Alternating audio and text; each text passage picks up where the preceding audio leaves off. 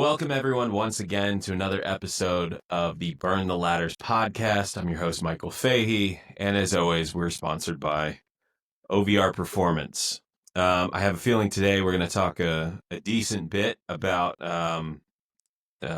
probably bar speeds and probably, frankly, more about jumping. But I'd like to take this opportunity to tell you, go check out OVRperformance.com. Check out the OVR Velocity, the simplest, easiest, most affordable, reliable VBT device on the market.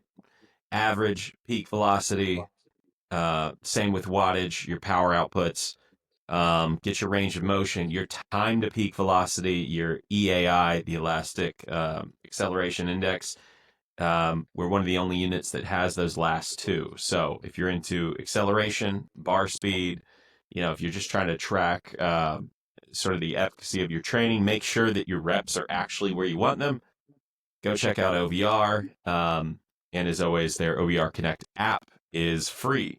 So no subscriptions, no gimmicks, very affordable. Go check it out. But so anyways, today, my guest I'm very excited about is Jared Bidne. Now, if you followed me on social media for the last decade, Jared is a guy who literally was referred to me by Louis Simmons. We got to talking one day, and we were just talking about coaches who impressed him from around the country. And again, I don't say anything nice just to be nice. This is simply what happened. Louis said there's this guy down in Georgia who has freakish jumpers and he's got really strong kids. So Louis told me, go check out Jared. And that led to several trips now up to Peachtree City to see Jared.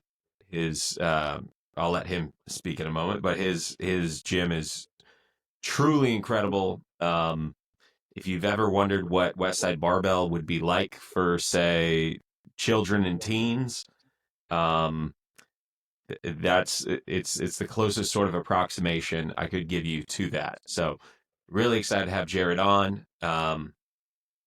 And with that, because I'm terrible at segues, um, Jared, how would you describe your gym? Just different. Like you've been there, and like you said, like the segue for like West Side. If you were to ever go there when Louis was around, you kind of all start together. Like we'd start on box squat, and then everybody would split up into different things and work on their weaknesses. And that's how the gyms kind of ran. They may all start with squat. Then after that, they disperse and then they go work on different things. It's not ran like a college or like a high school or like a typical military style training facility. You just kind of like organized chaos. You got these little kids over here watching these high school kids. So you got a mixture of everybody at one time within the same atmosphere. So now you got your younger guys looking at your older guys, knowing that it is possible to get that much stronger. Because if you just group young kids together, and if they're all benching 75 or 85 pounds, there's nothing that really stands out or to inspire the younger ones to actually become better. And so, like I had a 7-year-old kid the other day bench 75 pounds. And everybody in the gym just wraps around that kid and encourages that kid, and they amps that kid up. And that same thing was happening yesterday. I was testing this 7-year-old's throwing speed. He threw at 56 miles an hour, up from 45. Um, and all the high school kids kind of get around and hype that little kid up.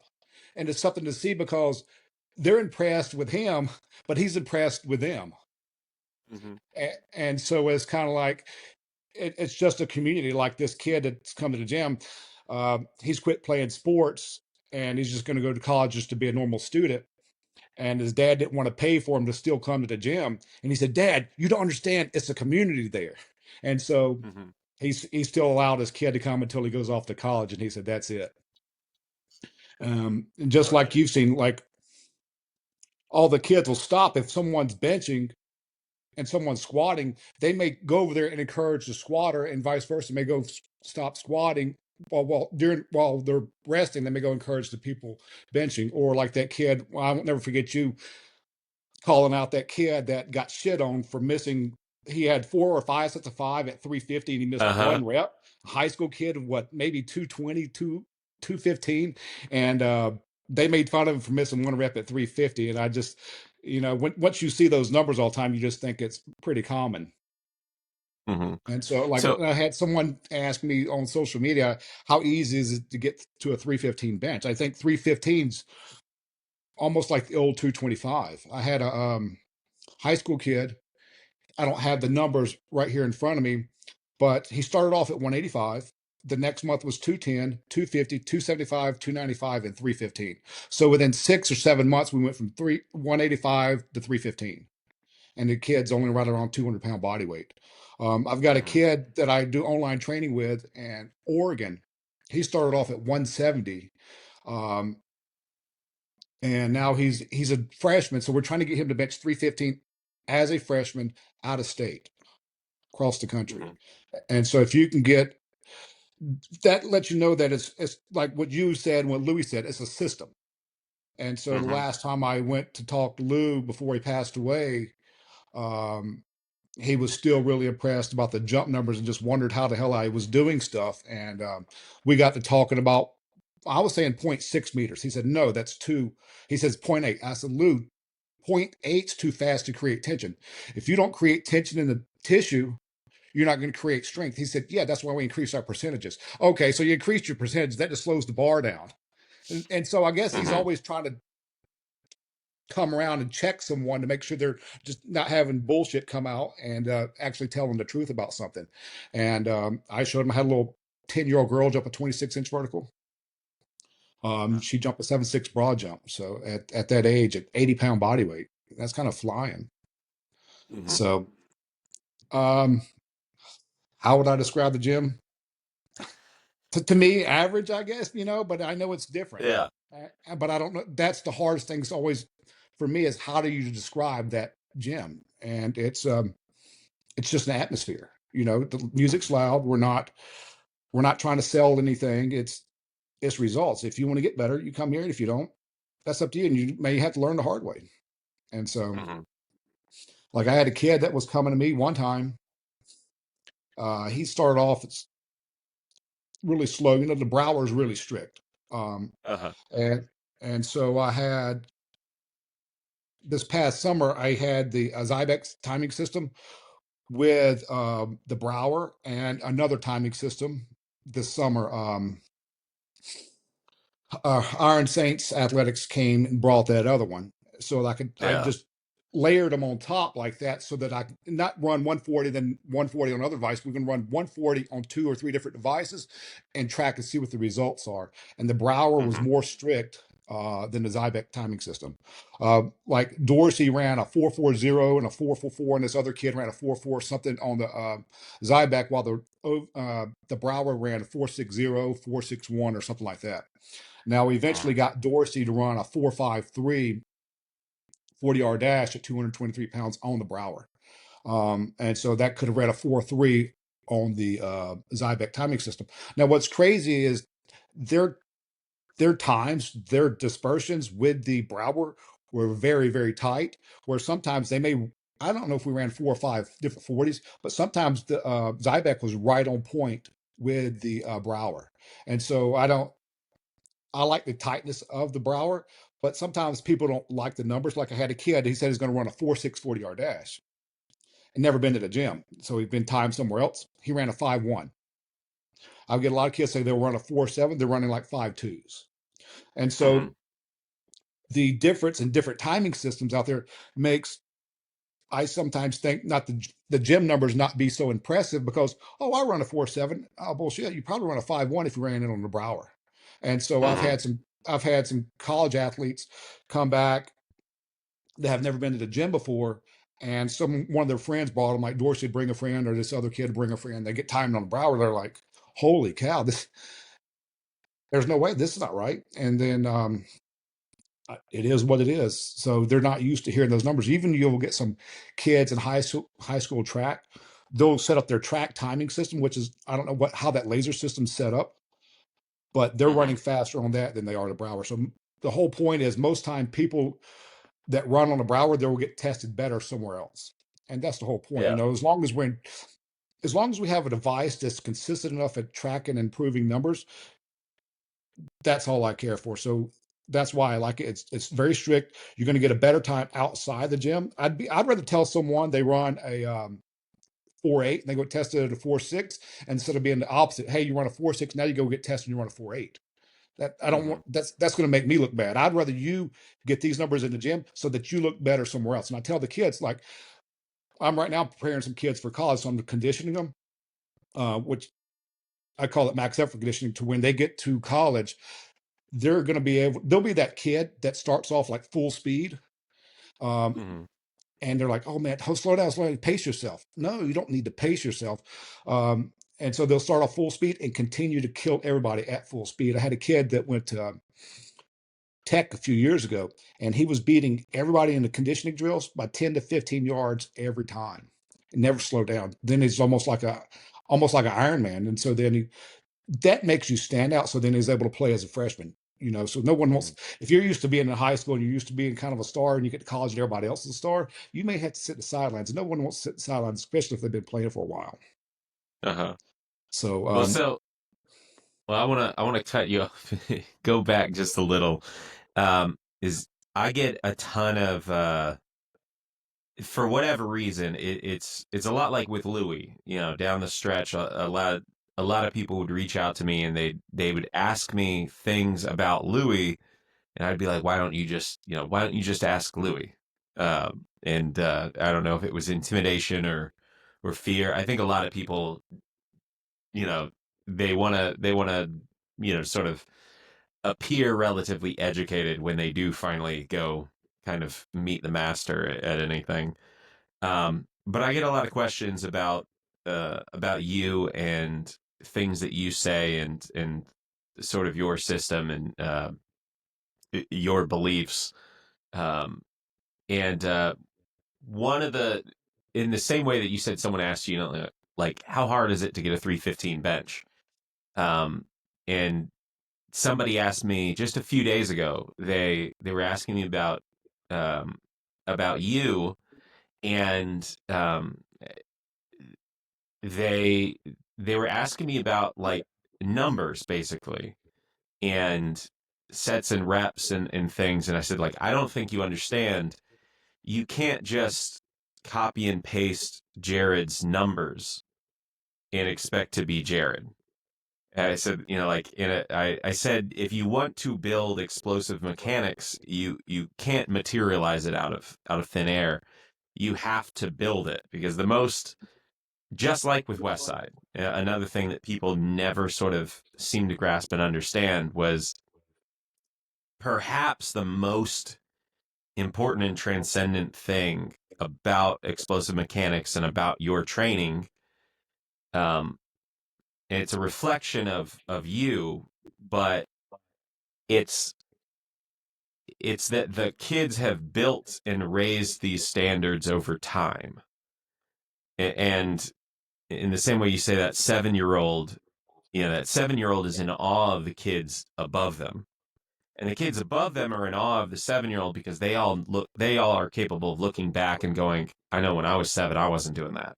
yeah, You that's know? exactly what they say. And they say a lot of times, I've even got some professional baseball players that come in and they didn't start lifting till they got to college. And they said, Jared, and they see the little kids.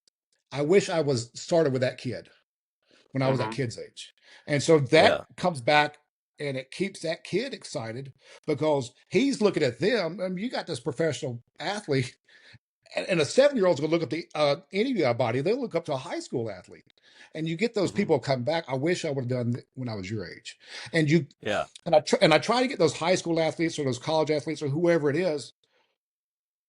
How could you tell your 7-year old self you wish you would have done that earlier when you skipped out? So what knowledge can you give back to help Hmm. encourage these younger kids to know that starting at this early is really good for you? And Hmm. so just get them go over there and talk. And that's the good thing about having a mixture of you got the 7-year old in there with some 20-year-olds, and the music's the same. People used to care about what was playing on the stereo, but it's all embraced now, and it's just Yeah. taken years to build that. That's something you can't. you can't really buy that for those athletes to go stand around that 7-year-old and watch him break a throwing speed record. You Hmm. know, that's in a normal gym type situation, you'd have your little kids with your little kids. And so sometimes they don't really compete unless they got a different atmosphere. So what you do is you just change the environment. Hmm. And so Well, so again, like what I'm really getting at, because I'm terrible about just saying anything like absolutely directly. Um, it's to me watching, because every time I've come back to your gym, it's been, you know, more impressive. Um, and you can see sort of generation over generation that standard raise. yeah. Um, and likewise, you always go through periods where uh, a group of kids who say been in it for a long time, maybe they all graduate, and you kind of have like a down little lull. But It's almost like a high school football team. You got your eighth graders coming up, that group's coming up through here. All of a sudden now they're seniors. Now it's like a rebuilding phase. And yeah. so the standard, like when geez, 2011 or 2012, when Brooks Hardy jumped a 42-inch vertical at 215 pounds. Now then when Colton comes through, like Hmm. the people around Colton forgot the people that was in Brooks Hardy's group. Then you got, after Colton, you got like Dorsey. Then those kids didn't see Colton's group. And at one time, uh, I had 7 people in the gym that could bench 405, high school kids, right before they went off to college. And I Hmm. was wanting to, I said, look, I need to make sure y'all come back. I don't know what day of the week it was, maybe a Friday. And I want to film you. I want to have one kid in each rack and have four or Hmm. five on the bar, and just take the camera and pan it down the racks as each one of these kids take off 4 or 5, press it, take off 4 or 5 and press it. That was, at that point in time, that was probably the most impressive. We've had that number of people bench 4 or 5. All right, now I only have about 3 kids that can do it. Until we Yeah. get some of these stronger kids back from the summer. I got a kid right now that started off, when he came back from college. He's home for this, so I got to have this kid this entire semester. He was only able to press 275 for 4, and then he did 4-3-3-2 or whatever his reps were that time, but he was not able to get all 4 sets of 4 at 275. And now I've taken him from that to benching. He did 375 for 4 yesterday, and he's already benched 425. So we've gone from maybe benching 300 to now I know he maxed at 425. And he went from doing 0 pull-ups. He gained like 30 pounds body weight, and he was able to do no pull-ups. Now he's doing 6 pull-ups with a 25-pound weight tied to him. And so his tricep press down max on the stack was 140, and he was doing sets of 9 at 150 yesterday. Jeez. So And so I had a kid just a couple weeks ago who is a wrestler, and uh, I've got um, I've got a group of wrestlers right now. I had a freshman wrestler who weighs 120 pounds. He was 120.0 yesterday, and a year ago he started training with me, and he just benched 115 as an eighth grader, and he weighed probably 110. Um, and now at 120 a year later, um, with relatively consistent training, he hit 225 yesterday for a double. mm, Um, and when I came to this school, you know, almost 4 years ago now, uh, I think I had one wrestler who could hit 225 for more than one, and they quit. They quit the team like 2 weeks later. But now, I've got middle schoolers who routinely do it. mhm, The training is not drastically different, but the kids, again, as they've seen, it's like the 4 minute mile. Like, you need to see somebody, once you see that, like, flesh and blood standing next to you, a kid that you grew up making fun of on the playground, that they can hit it. mhm. then suddenly everyone else surges forward and it becomes this normal thing, which Mhm. always makes me think about, and I bring up like the story of like Pat Casey, the first 600-pound bencher, all the time. You know, back when he benched 600, scientists said, like human beings are not capable of ever doing that. And he hit 600 and it made him a legend within the sort of lifting scene at the time. And now 600, like might not get you 100 likes on social media. Like Mhm. there's guys pressing, closing in on 800 now. And I think about every sort of athletic achievement in that same way of how, I always say like numbers are only hard because we think they're hard. If you think it's going to be easy, it becomes easy. Yep. And you see it all the time with kids where I've seen a kid go up 7 inches on their vertical in 2 weeks. Now, did the kid? He probably learned how to focus in on his body a lot better. The effort level. Like I had a kid, I've got this huge kid right now, and the whole part about getting a lot of results, do you actually get to keep that kid long enough to get these extraordinary results? Um, Right. I got an 11-year-old right now, just started, and his bench max is the bar. Uh, I've got his body weight, but I don't have it memorized in my head. It's all written down at the gym. But this 11-year-old is 5'11", and his bench max is the Whew. bar, and he's watching that 7-year-old rep out 55 or 60 pounds on the bar, and he's like, "Man, I'm weak." You know, Hmm. in his friend group, he's a big kid, so he may be strong compared to all of his peers. But when you put him in that different environment, and he realizes he said that kid's only 7. Then that 7-year-old out jumped him by 5 inches. You can see the wheels start turning. Then he starts to put a little bit more effort in because now he has a perspective of where he's actually at Hmm. instead of just being with his friends. Like you think you're strong till you go to a powerlifting meet. Then you realize, oh damn, we're not as good as we thought. When I had Kyle back in the day, he was 125 pounds with a 225 bench at like 11, maybe 12 years old. I thought that was impressive. And I was telling somebody at the meet that, hey, I got this 11, 12-year-old kid that can bench 225 at 125-pound body weight. And they just kind of shrugged it off. I was like, damn, that's pretty. I think that's pretty strong. Then he gets there and he loses. I'm like, Hmm. oh shit, we got some work to do. And so then we come back to the next meet and we just kind of, now we saw that next level. And that just helps Hmm. us get to another level. Then try to start up in the game because, like they say, it's all fun and games to get punched in the mouth. And I thought we was strong and we got our asses kicked, but we came back. And Kyle eventually, at 15 years old, at 150 pounds, benched 335 at a USAPL meet. And that's where you got to keep your feet flat. You can't move your head, So now we got 100. And I had Cody squat 501 at 161-pound body weight.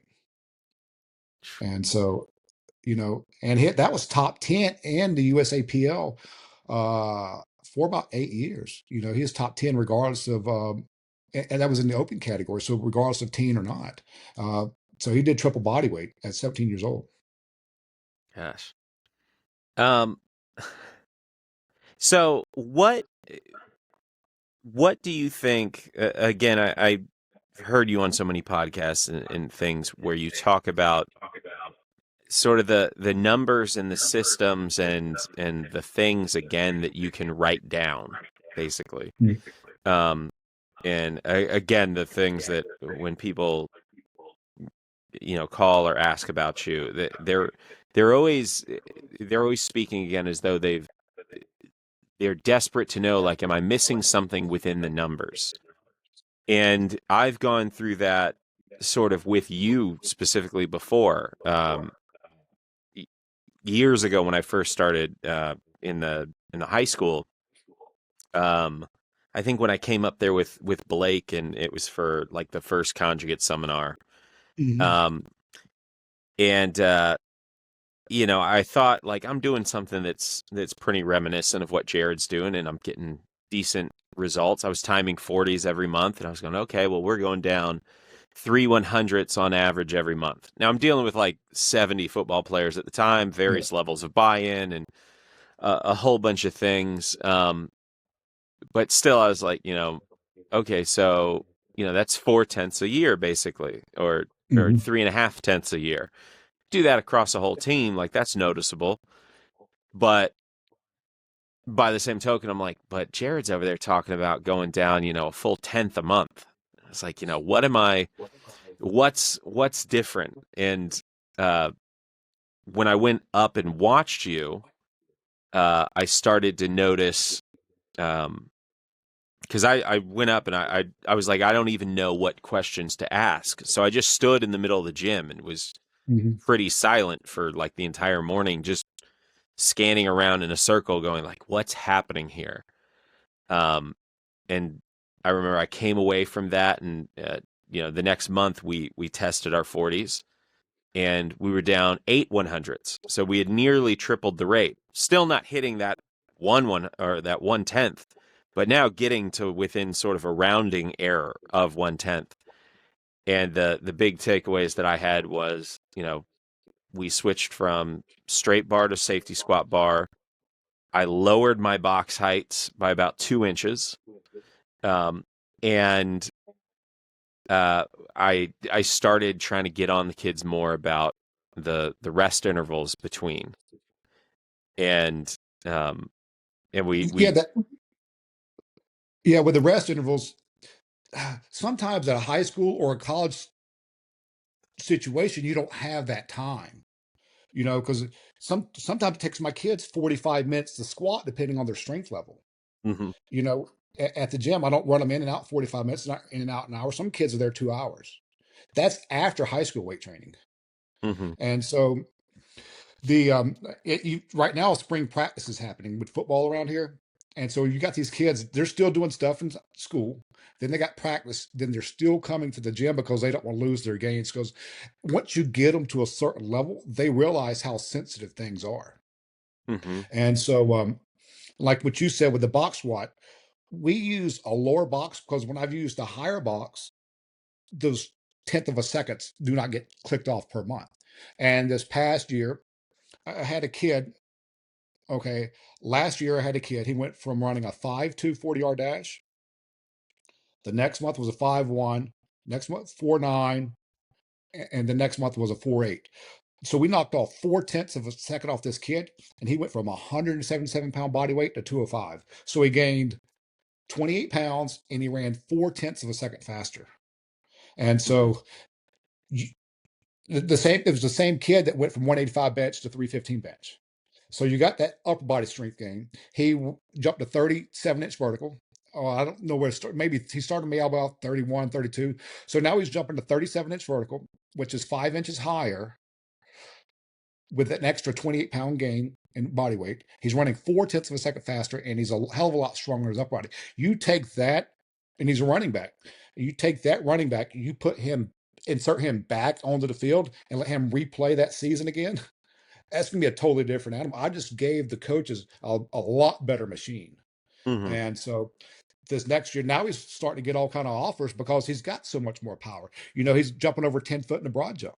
And so you go from 9 foot to 10 foot broad. When you're jumping, that's a measure of power.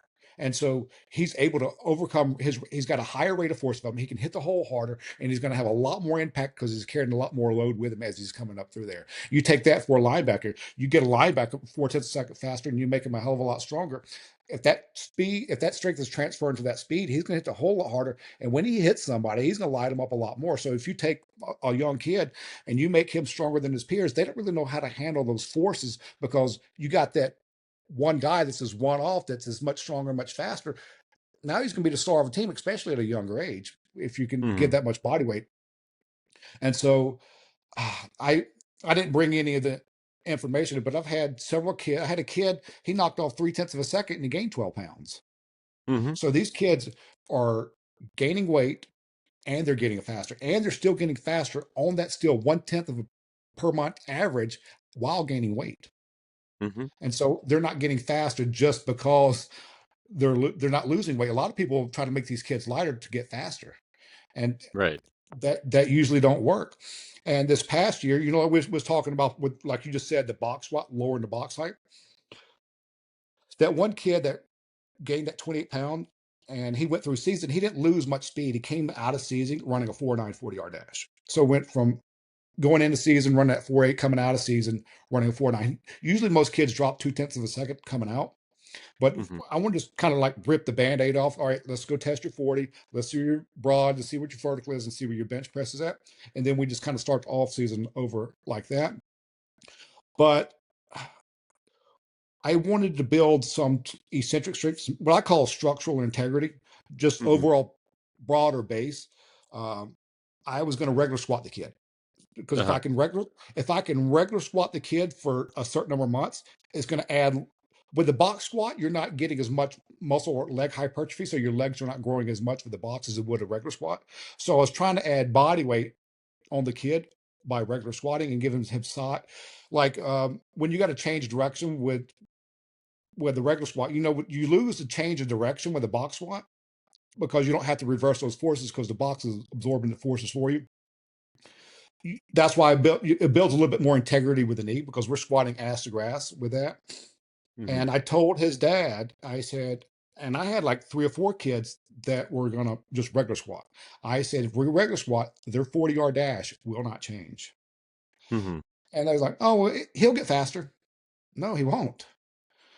You you were already with me for the previous all season, and everything I said was true.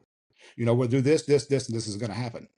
Now coming back, I said, look, don't be mad at me because I told the parents, I said, look, this is what I'm doing in this game. When he can regular squat 405, we'll go back to box squatting. But until then, I at least like to have some type of level of strength standard to where we can put more power in the box squat later, because when you're squatting ass to grass and you're going below parallel, you're going to have a lot more recruitment of the glute muscle. And Mm-hmm. so you're also got the change of direction in the knee. So you're getting a little bit more integrity in the knee. You're getting a little bit more horsepower in your ass. And just overall, I think it's good for him. But the 40-yard dash don't change. But last season, I proved that the 40-yard dash will change by box squatting them. And so this next semester, we did November, December, January, and February. We went 3 months. Tested him in November, ran a 4.9. December, ran a 4.9. January, ran a 4.9. And again in February, ran a 4.9. We did not change for regular squatting at all. Then I switched the last month back to box squatting. Boom, we got back to the 4.8. Boom, now to the 4.7. And Mm-hmm. so I try to use that. I don't know what it is. I'm trying to tell these people, I'm not there. I get nothing out of lying to anybody. Look, this is what's going to happen. I'm trying to advise, like a parent's trying to advise their kid because they've already had these experiences. So they're trying to Mm-hmm. look out for the kid. I'm trying to look at hey, I told this parent, this is what's going to happen. No, they'll get faster. Well, for that amount of time, we say to 4.9, and they're starting to question me. Is this work? We go back to box one, boom, knocks off a tenth of a second, boom, knocks off another tenth of a second, 2 months in a row after staying the same thing. The only thing we changed was the box squat itself. Mm-hmm. And just because he got stronger in the regular squat, I had a kid that went from 225 to 315 in the regular squat, and the 40-yard dash stayed the same. And so the parent, you can see, because the parents are, because I've got that Broward timing where it's got that display clock. So every month they're over there watching and not changing. Then all of a sudden you can tell they're getting frustrated. I warned you guys. Mm-hmm. And so and then we put the box. And by March, they were begging me, "Can we go back to box plot? Can we go back?" Because they want the kids to get faster. When I told them, this is the plan, let's kind of come over here, let's build a little bit of this, and then we can add more power on top of it later. We still Mm-hmm. got time in high school. One's a junior, the other two are sophomores. We got a lot more time with the sophomores. But what happens is once you do that, then you start to build trust within those parents. And those parents, hey, look, Jared may be a little crazy, but somehow this stuff works. Yeah. But I'm just trying to be honest, tell them, hey, it's not going to change. But I don't know. I don't know how to get past. I'm trying to help someone by telling them what's going to happen, and they're like, no, they're still going to do this. Okay, well, don't happen. Yeah. I I uh I deal with a lot of like similar things in terms of, you tell someone this is what's going to happen. It happens that way, and they follow you for a while, maybe.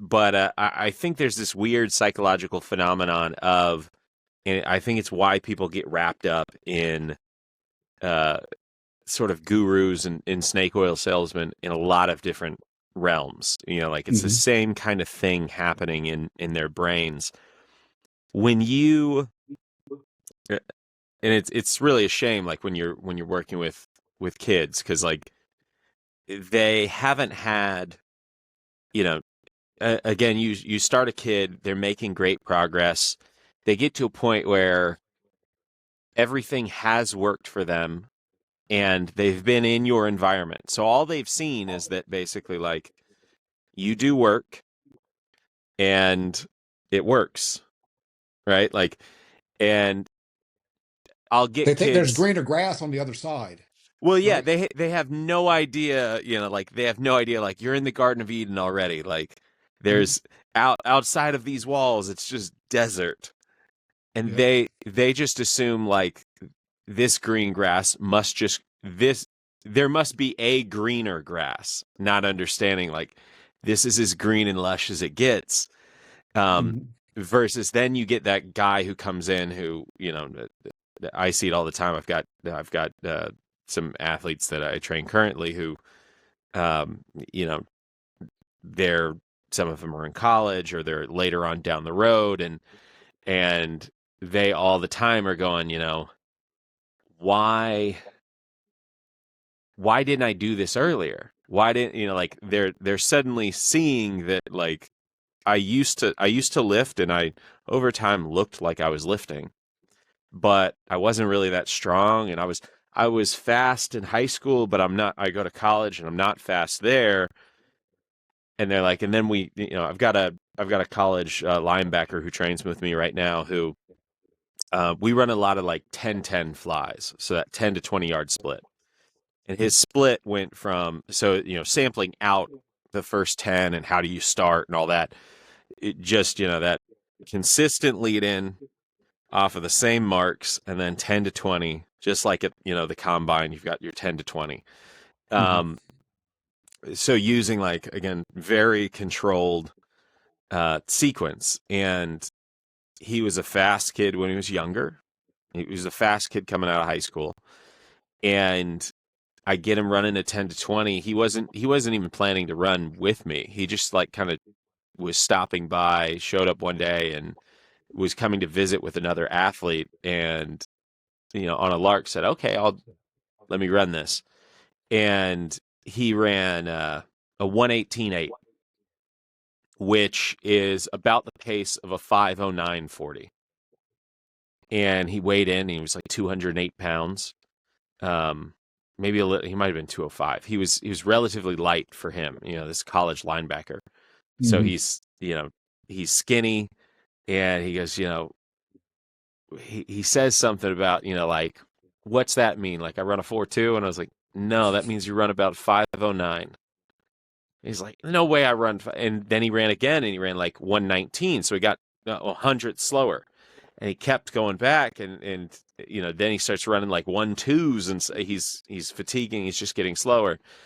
And he left for a month to go train with somebody else. And he came back and he ran the same 118. And he said, all right, well, I'm not going back over there.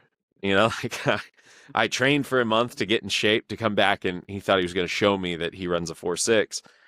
And now, just like 8 weeks later, he runs 108 through that same 10 to 20, which, pending your timing setup, that's about the equivalent of running a 4.65 at the combine.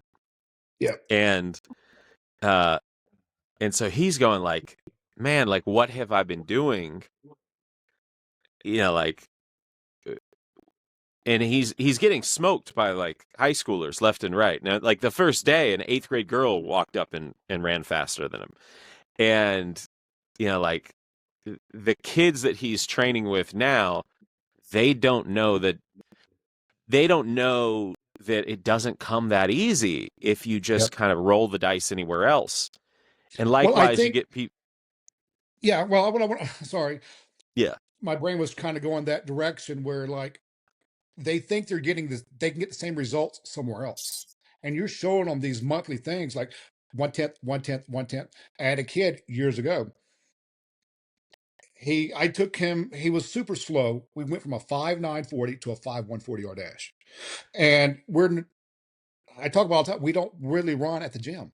We're not Mhm. working on running technique. We're not working on cone drills. We're not doing I'm trying to get the squatting and the jumping to transfer to the sprinting without sprinting. And so you'll get parents, they don't do speed and agility. They're not doing these agility drills. What does it matter what I'm doing as long as I'm getting that 10th of a second off per month? And Mhm. so I had a kid that came, went from a 5.9 to a 5.1. Everybody wants to run in the fours. Um, Even your offensive linemen want to be that fast. And so he left me from November to November of the next year, so complete year. And the first thing that I did because he went to somewhere that did work on running drills, they did work on angles and whatever else, but they weren't squat. The other place didn't believe in lifting to get faster. Well, I said, hell, I know I got one now. um, and so he came back a year later after going somewhere else, and he ran a 5.140 yard dash again. So 1 year going somewhere else for a complete year running the same damn thing. So I took a picture of November of 2017 to 2018 or whatever. It was either 16 to 17 or 17 to 18. And his dad said, how did I know that was coming? Mhm. And then after a couple months later, we went from a 5.1 to a 4.7. So over time, this kid went from running a 5.9 to a 4.7 on the Brower. And I've got this other kid this last year. He did the same thing. Well, he went from a 5.8 40 yard dash to a 5 flat 40. We're knocking 8/10 of a second off this kid. This kid's 30 pounds heavier. Mhm. Now that kid is just now completely. He was a lineman. Now he's a linebacker. And so you completely change this kid.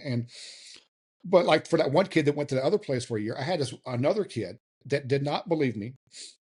He came to me. You don't come to me running a 4.8. This kid came to me running a 4.8 40 yard dash, which is fast Mhm. on the Brower. And so he came 1 month. He left, and I was trying to. I spent hours talking and trying to show the dad the different results. I've got a folder, and I could pull folders out like you've seen them on the back of the folder. You flip it over, you can see the tenths. You can see the 1 inch improvement in vertical jump per month. You can see that this kid went from 145 to 275 on the bench. You could see this. I had a kid last year, his swing speed went up 12 miles an hour without swinging a stupid baseball bat. Um, and just because strength is so important, the stronger you are, the less perfect you have to be at technique. Because I had this football player that looked horrible swinging a baseball bat. I mean, I don't even know if you can make this up as to how bad he looked. It was almost like he was trying to do a comic skit. And he was swinging 75 miles an hour baseball bat swing speed, but he was also a wide receiver at a school that could bench 335. And these baseball players were there. My average junior came in last year with a 145 bench for baseball. And so now Mhm. this football players, there's the baseball players' swings look a hell of a lot better than his, but he was swinging the baseball bat a lot further and hitting the ball further just because when ball meets bat at that speed, it's going to travel. Physics kind of works itself out. And Mhm. so then those baseball guys started working. Then as they so like bench press and swing speeds correlated. So whether it's lacrosse, so you can shoot the ball a lot harder, which makes you a little bit more deadly. Baseball, softball, even volleyball, you got a lot more power. So the bench press takes care of a lot of different things in sport, regardless of what people want to think. Because it's not about thinking; it's about seeing those numbers change. I don't care what you think. But I had another kid like that kid that was running that 4.8 40 yard dash. I was showing his dad all these different numbers to show him, just because it looks like we're not doing it, we're actually getting this result. What's the point in doing all these running drills and looking good and still running the same damn thing? And so, Mhm. anyway, dad still did not listen to me. Yeah. Um, and the kid went and got trained by Christian Coleman, Olympic track sprinter. Uh-huh. Uh, and doing all this training with this elite track star. This guy was in the Olympics. And the kid came back 4.8 40 yard dash 2 years later. Mhm. And I was trying to tell that, well, look, we got to increase this horsepower. We got to do this. They'd come 2 or 3 months, then ghost on you. And then Mhm. they're always trying, because you got so many people in your head about what does and what does not work. And like I said a while ago, there's not a lot of stuff that works. This works. You can go try this, and if it's not working, why do you? Everybody's always kind of searching for, box squatting and jumping. It's not the funnest thing in the world to do, Hmm. but it Well, works.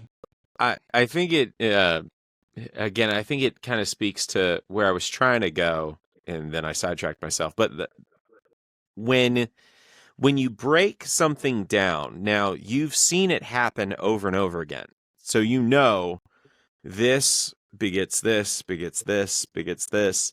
This happens because we did this. This happens because we did like you've seen this sort of sequence happen and you can run it back and forth over and over again. It's predictable. It's like chemistry. You put these elements together, we know that they're going to react in this manner. There's this so for a while, like that's exciting to kids. I do this, this happens. I do this happens.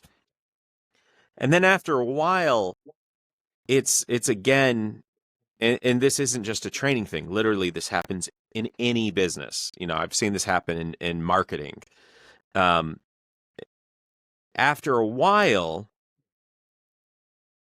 the results, this like cause and effect sequence is so predictable to the person who understands the math. And if you communicate that math well to people, it's like they start to again they stop appreciating it might be simple. It's simple, it's repeatable.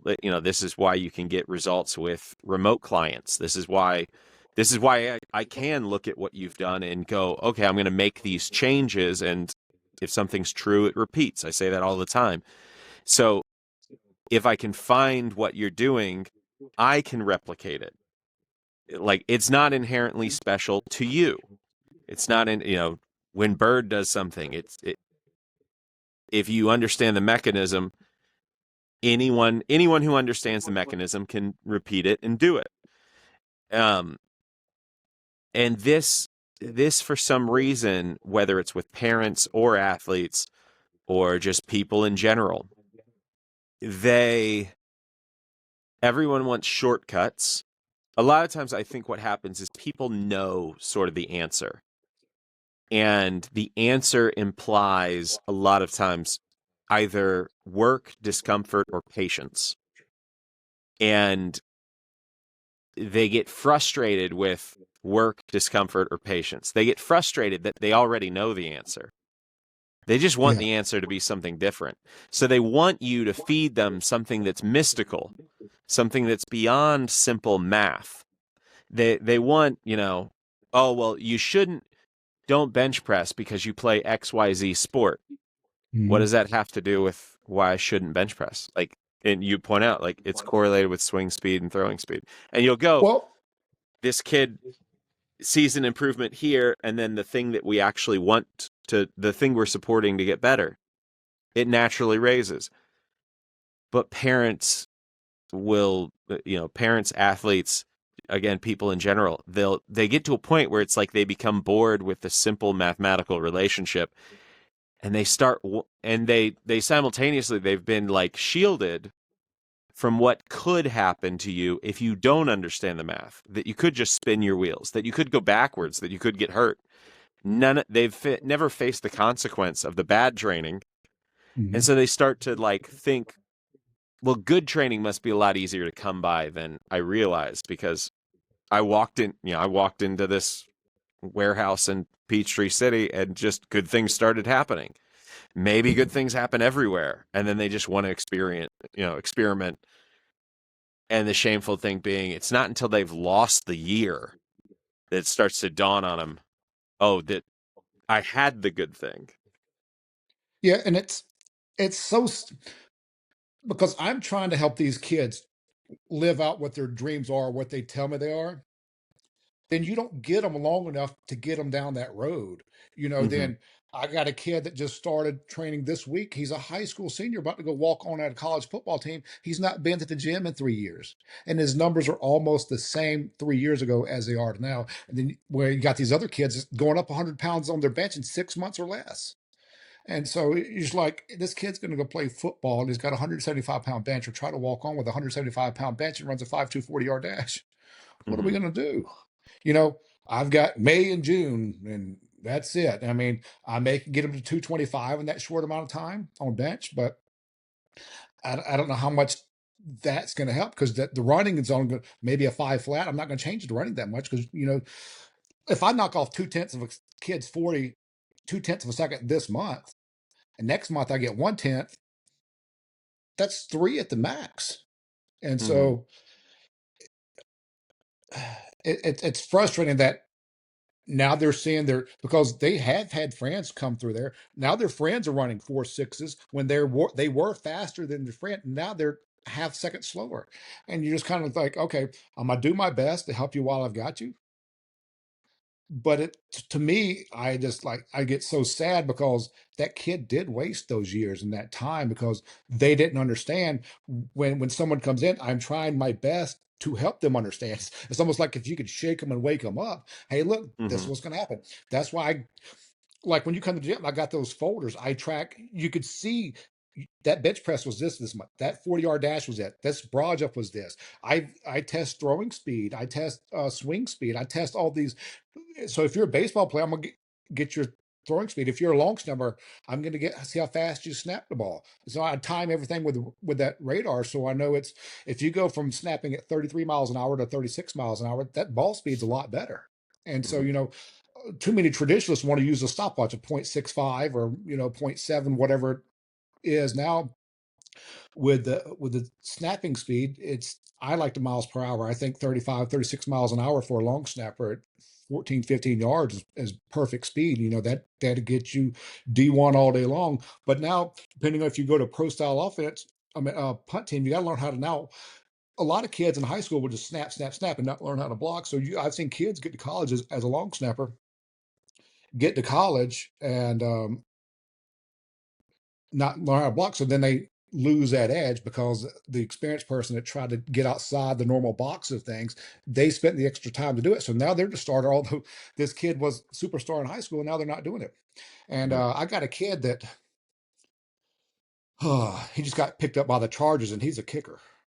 Mm-hmm. Um, and for he trained with me all through high school. Then he went on to college, pretty successful college. He just finished up at USC, Southern Cal, and he's trying to make it to the league. And Mm-hmm. so I don't know what made him come because he's not been with me for years. And toward the end of his high school year, he quit training because like especially kickers, quarterbacks, and golfers, they're real finicky about what their training style is because they're so pushed one direction that they don't really understand. And so when this kid came back to me a couple of months ago, I said, "Look, if you do dumbbell jumps, will make a kicker." Mm-hmm. Will Lutz, he's the kicker for the Broncos. He was a longtime kicker for the Saints. Trained with me, and he Oh, went I didn't from know he was a he was walk. with you. Yep, he went from being a walk on at Georgia State University to winning the starting kicking position and winning the starting punt. He was dual kicker by the time he was finished in college, and he credits a lot of that to the dumbbell jumps. He sent me a jersey a couple of years ago because he still sends me a lot of kickers because he knows what it did for him. And on the jersey, he said, "Keep jumping." And so this kicker now that I just got, he's already within a few months he's gained 10 yards in kicking distance. Mm-hmm.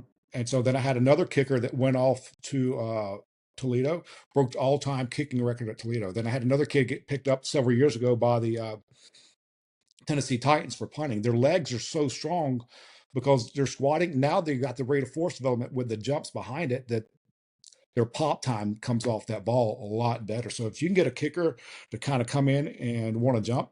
Now I got a kicker that started off at me with another high school, came in very sporadically through his high school freshman year and did not come back at all. And his whole high school career, his kicking distance never went up more than 5 yards. And that's what I'm talking about. Because you got Will Lutz, you had Jameson at Toledo breaking these kicking records. You got Austin that got picked up by the Titans for punting. And now you got this other kid that just got picked up. The kid that just got picked up by the Chargers is like, Jared, I can't believe I didn't understand this in high school. Mm-hmm. You know, it's I I'm trying to. I think that there's okay. This over here where everything work. I think people think that everything works when everything does not Yeah. work. Is very simple. You increase your jumping and running are correlated. You know, you got your kickers and your punters. They're running a 4.7 at the NFL Combine. They're Hmm. fast. That leg, the faster that leg can turn over, the better it can come through that ball when you're kicking. Whether it's soccer, whether it's punting, whether it's place kicking, it transfers. So that those dumbbell jumps are not only improving these kickers' kicking distance, they're also improving the punters' punting distance, and they're also enhancing their running speed at the same time, making them a much more valuable person.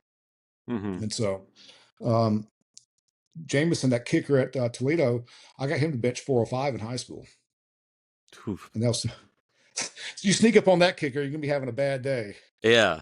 Um, I And wish I so, could. I wish I could just ask like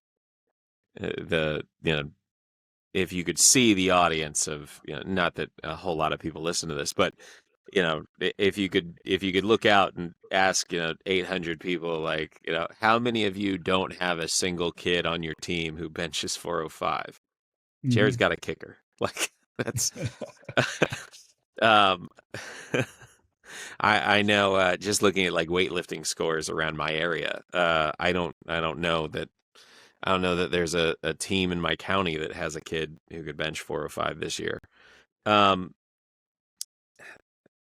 what so what are with with things like kicking, so that was really interesting. I've never heard you talk about that before, radaring the long snaps, which makes complete sense and is yeah, definitely way more practical because I've had long snappers before.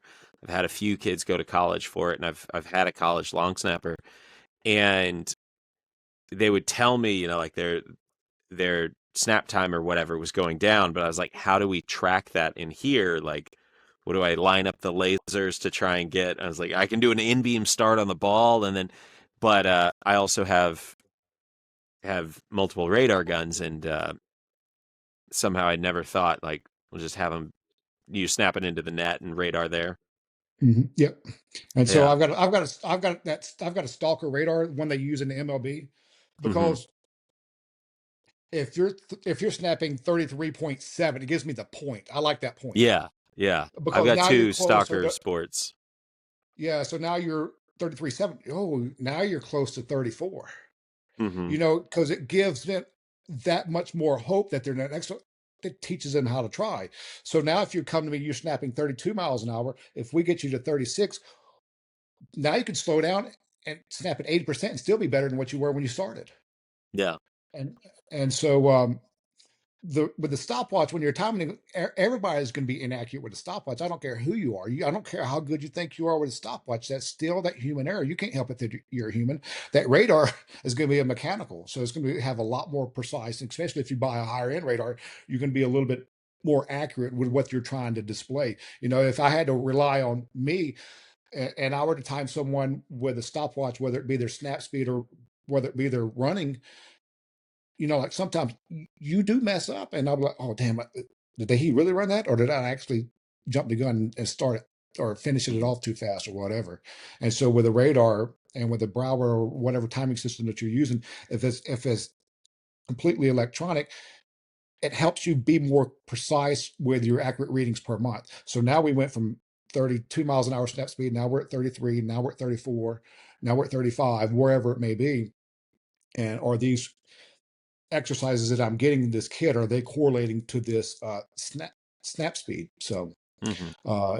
you can just track what you're doing. You know, you can increase, you know, like that one offensive lineman I got gained 30, 40 pounds, went from doing no pull-ups to now he's doing 6 pull-ups with 25-pound weight tied to him.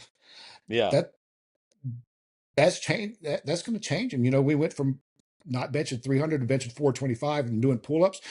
We're able to do more athletic things besides just be a meathead, you know. Hmm. And so he's squatting and he's jumping. And so he's working on his run. He's just trying to get off the ball quicker, and that's all box squatting. Hmm. And so, Um, so you mentioned there as well or in that same sort of run, you mentioned the swing speed. Um, swing speed, throwing speed. Uh, is the swing speed? How are you tracking that? Just they just Uh, swing on I, air. I've got a thing that attaches to the end of a baseball bat called a blast, and it tells me what Oh, your okay. swing speed is. You know, a lot of people are going to like work on, hey, you hear like exit velocity and stuff. Hmm. If their swing speed goes up there, and if they're like the kid that can swing faster than the other guys that are really good, they may have a slightly higher exit velocity because of how smooth they are with their swing. But in general, if you've got a smooth swing and you can swing it faster, your exit velocity is going to go up relatively the same. So I don't, and so I just like swing speed, you Okay. know, and I can track golf swing. I've got a SkyTrack golf launch monitor. I can Hmm. track golf swing speed. I can track pretty much whatever. Yeah. Um, and so if you come to me and your tricep press down max is 140, now you're doing 150 for sets nine, you got stronger. Like Hmm. what drives me absolutely bananas, you see all this bullshit on Instagram where, hey, you do this drill to get faster. You do, hey, this faster. You do all this stuff to get faster. Uh-huh. Okay, you may do this to get fast. They're saying do this to get faster, do this to improve your sprint speed. How much are you? Why don't you show me how much you're improving their sprint speed by doing that? All you're doing is saying it, and you're not showing me anything on paper to back up what your claim is. If you want to come to the gym, like you've seen it, this kid's 28 pounds heavier and he's 4/10 of a second faster. That's faster. Hmm. If he wouldn't have gained that weight, how much faster would he have been? When they come home from college, if they were like Dorsey runs a 4.5, came back after a semester of college, went from running a 4.5 to 4.8, absolutely pissed. Hmm. Um, and so I don't know what they're doing, but it does get on my nerves because, like, I had a girl several years ago. She played softball for the University of Minnesota. And the first thing that someone wants to do when they don't know how to strength train is they want to change your technique. And so Hmm. she went there, she jumped a 29.5-inch vertical. And as the semester went on, her vertical was going down. And so as her vertical was going down, they didn't give her strength back. They tried to change her jumping technique. It's not her technique. If she's using the same technique to jump 29.5, you're trying to find a way to get around. You not know how, so you're changing, just like these baseball players. I had a kid pitching at high end university. They told him he can't bench press the entire semester. Hmm. Um, and I've seen it happen a lot with my baseball players. As they bench more, they're actually throwing it harder. And so this kid, I've got two kids at two D1 universities. So frustrating. They don't allow the kid to bench press when I think that bench press helped them to get to that throwing speed. Because as they were in the gym, had kids on average 8 mile an hour throwing speed increase in a semester. Hmm. Um, and so what do? We bench press looks nothing. And so they want to go to internal, external, all this other rotational baseball BS. And so they get to college. Now they're now the college, whatever they're doing, the college coach wants them to do all that stuff. The kid went from throwing 95 miles an hour to 92 miles an hour. He came home to me and said, Jared, I'm not doing summer ball. I need to get my strength back so I can get my speed back. Then I can do this. And so I got the same thing happened to another kid. I've got a kid now that's another D1 university. He threw harder in high school than he does after his third year in college. Oh yeah. Like It's it's I. I just want to scratch my head and throw shit at them. It's like, why are these, they're doing these exercises that are on social media that says, hey, do this, you throw faster, do this, you'll sprint faster, but no one's tracking anything. Where's the paper? Where is the results at? Hmm. If they would have a monthly track record, like at the gym again, you're going up an inch, maybe sometimes 2 inches per month on your vertical. Your broad jump went up over a foot. That's improved power. You're knocking off 1/10 of a second per month and you're gaining body weight. That's a different animal on the field. That body weight's going to help you if you're a baseball player to hit the ball further. That's going to be a, Hmm. a lot more impact when you have collision in football. So that body weight, being at that body weight's now moving faster, you do have a more powerful athlete. And Hmm. so, what's the point in having a 7,000-pound car with a 200 horsepower engine in it?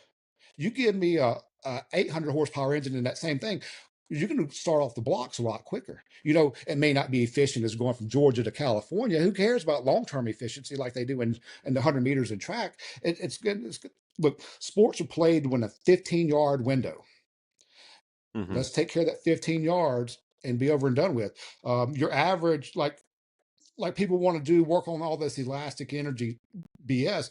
When if you're running a 40-yard dash, that first 33 yards is all acceleration. So why would you spend working on elastic energy for 7 when most of it's done in 33? And even more than that, less than 33 is what sports played in. So why are we working on this other BS that we don't know, that we don't need? If you're a cornerback or wide receiver, the further away you are from the ball in football, you may have to be more elastic. But most of the time, it's that first. Everybody wants that quick first step. Everybody always says that quick first step. Well, how do we get faster at the 10-yard dash? Get freaking stronger, and you'll solve a lot of your issues right there. But squatting's not fun. Hey, I don't want to hurt my back. I'm scared to get hurt. Well, if you don't, are you scared to lose your position? Are you scared not to be losing your starting job? It's kind of like I had a kid that plays in NFL now. Once he got on a roster, he quit squatting. He said, "Jared, I don't want to squat anymore." Well, at that point, I'm scared to get hurt. You squatted with me all through high school, through college. We did this all the way up to training camp. Now you just all of a sudden want to change everything what you've done. I'm scared to get hurt. I Yeah. guess because you finally make it. But if you make the roster, you pretty much, that's what all that training's done for. So if you don't want to squat, hey, we don't have to squat, because then you're not really being an advisor or helping them. But it's kind of crazy that once they get to a certain area, they just, everything that got them that direction is kind of poof. Mm-hmm. Well, I think But I think a lot of it is uh, I think a lot of it is especially the pros. It's the reality is a whole lot of people I don't think really want to be there. Like they want to get paid, they want to make their money, but it takes a lot to stay there. And and I think that again, this is a thing that transcends training. It just takes a lot to get to a certain level and to keep advancing. mm-hmm. There's an exponential cost. And especially as you get older, like when you look at how people you look at the average career in the NFL or any pro sport, and it's like, well, it's so short. But then you look at the highest paid, the highest performing people, and not in all positions, but say, in the NBA, like the prime is significantly later. It's late 20s, early 30s. You look at the prime for, a quarterback, for example, it's often like fairly deep into their 30s now. So it's possible to keep getting better, but it's monotonous, it's hard. You have to keep doing it. Mm-hmm. And most guys, you see on social media, you'll hear on other podcasts and things, this common trope of, well, I did all this lifting when I was younger and then I got slow. It's like, yeah, and you know what happened to everyone who didn't lift? They got older and they got slower too. Like, just that's life. Like, life is, you're getting slower, you're dying. Gravity is piling up on you. All these things are working against you. And I think about this with a lot of my own kids. I've had a lot of kids go to college, recently. In all of in this whole room, I have these framed jerseys up everywhere. This girl is a monster. She's a first team All-American. But I see with a lot of my kids who sign and go somewhere, and then I see like their training, and much the same way. You go like, they come back in the summer, after a year, and they're slower, and they're also weaker, and they're also heavier. And you go, well, of course, just as a physics equation, why would you expect to be faster? You have less power and you weigh more. Like you have less force and you weigh more, of course. But there's also this thing of, I have a lot of kids where I know like that kid is, from a recruiting standpoint, from a team assembly standpoint, a lot of coaches are, statistically speaking, like a girl who runs, say, a sub 5-second 40, statistically, that is insanely rare, no matter how you define your 40 setup. Just there's a certain speed where it's like girls this fast don't exist. They exist like one over here and one way over there, a couple counties over. But if you have Yeah, a I had a system, you make them go one after another, they just start happening. And you go, when you have these girls who get there like sort of through just the genetic lottery, it's almost like the kid that, I have chubby cheeks. I'm not like a very vascular cut person. I'm sub 250 now, but like if it is possible for me to have abs, but I have to eat so strict. My diet, would have to be very, very strict. I wouldn't, I couldn't afford a cheeseburger. And likewise, there's kids who they have the genetics that they eat cheeseburgers all day and they have a six pack when they're 18. yeah. But will those genetics hold when they're 22, when they're 24? Like even the genetic freaks, there comes a point where there's a fall off. They don't metabolize the same way. Mm-hmm. And likewise, it's like athletically, it's the same thing. But so I'm saying all that to say kind of it's like you're taking someone who isn't, you're taking someone who athletically doesn't have the genetic six pack, and you're giving them this regimen that reveals what they're capable of. It reveals that six pack, but it's meticulously crafted and it's guided the whole way. And the math, and again, you have the system in place, so it keeps happening. So it's like all your, it's like if you were a dietitian and everyone you treated had six packs, and then they left you, and their coach was like, "That's great, you got a six pack, you got an 8-pack. Look at you, you're cut from marble." On our college plan, we're feeding you cheeseburgers all day, and then you fall apart, and they go like, "I don't know how this happened." I don't know what happens. We took away the stimulus that allowed this kid to drive the adaptation. We took it away for a year, and the kid got worse, and we can't figure it out. And it's like you took away the support system that drove, like, you know, you don't just have. I've been to your neck of the woods with, say, the 7 kids benching 405. There weren't just 7 genetic monsters in your neighborhood. Like that. That's what actual, like, relatively average kids are actually capable of if you thread the needle and drive the adaptation that way. And it's just like there's so many coaches who want that at the next level, but then when you get to that next level, they want to strip away everything that got you there. Mm-hmm. And then they hold it against the kid when the kid starts to fall, and when the kid realizes like they're losing stuff and they become more Mm-hmm. neurotic, it affects their play. Likewise, like the genetic, I think about this as well, like how many of the genetically gifted kids who stand out early on because simply they're more powerful, they're a little stronger naturally, so they stand out very early. And because they stand out, they're given way more opportunities. And because they're given those opportunities, they develop the like eye for using the gifts that they have, and they develop the confidence to use the gifts that they have. And you go, well, I got another kid who, with just like 2 years of training, could catch and pass that kid. And yet they're like psychologically, they'll never really close that gap. Like they'll be an overpowered like role player because they start, even though they caught the kid eventually, they never, like they caught him so late that they didn't get those early exposures that like led the kid to believe like I'm a badass. I should Mm-hmm. like I'm the alpha dog out on the field. That kid never fully buys into that, or by the time that they do, they're like going away to the D2 college instead of the D1. They're going away to, they're going NAIA or JUCO instead of D1.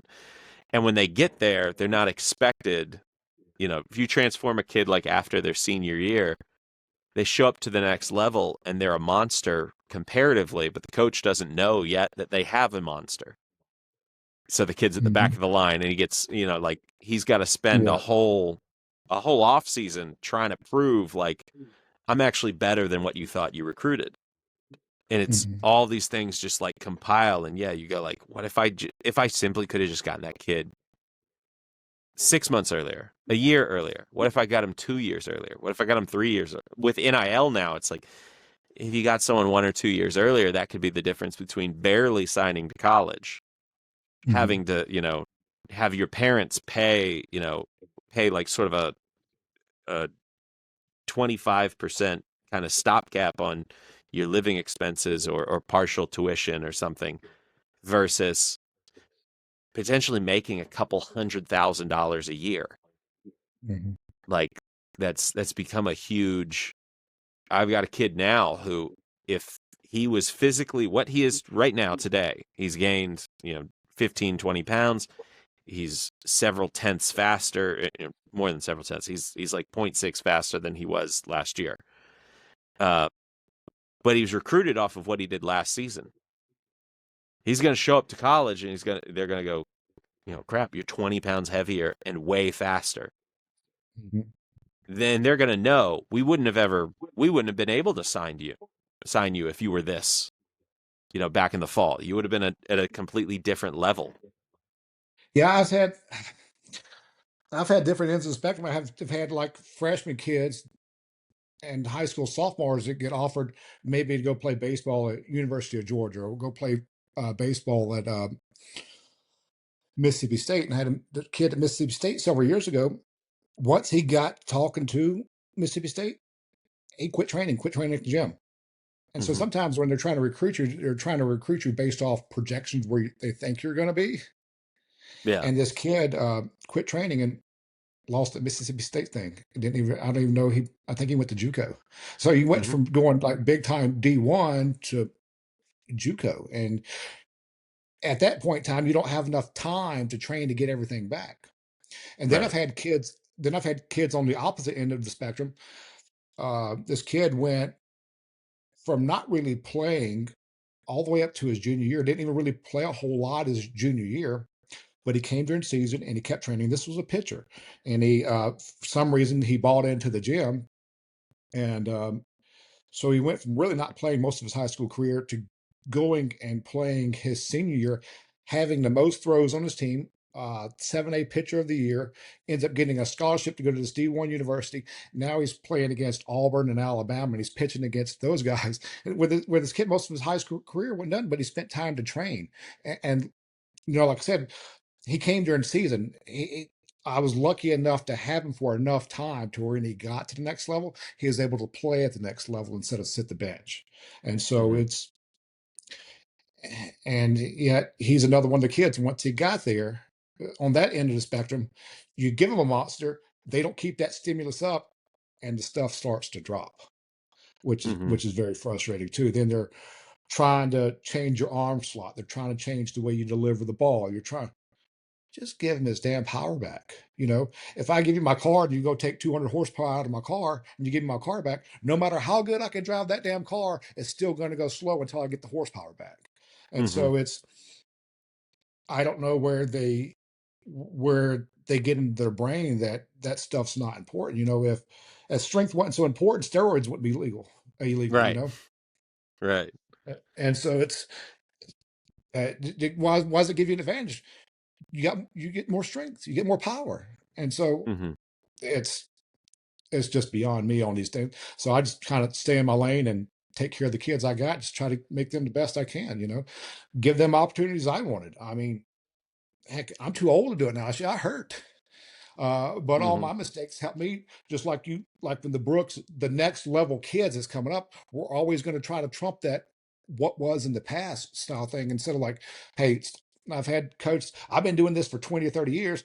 Well, if you don't change after 20 or 30 years, it'd be like, what if we still had the first iPhone? Well, I mean, you've got to change and continue to try to educate yourself and try to grow with that. Hmm. So get off on these little hot rants. No, I love it. It's that reminds me.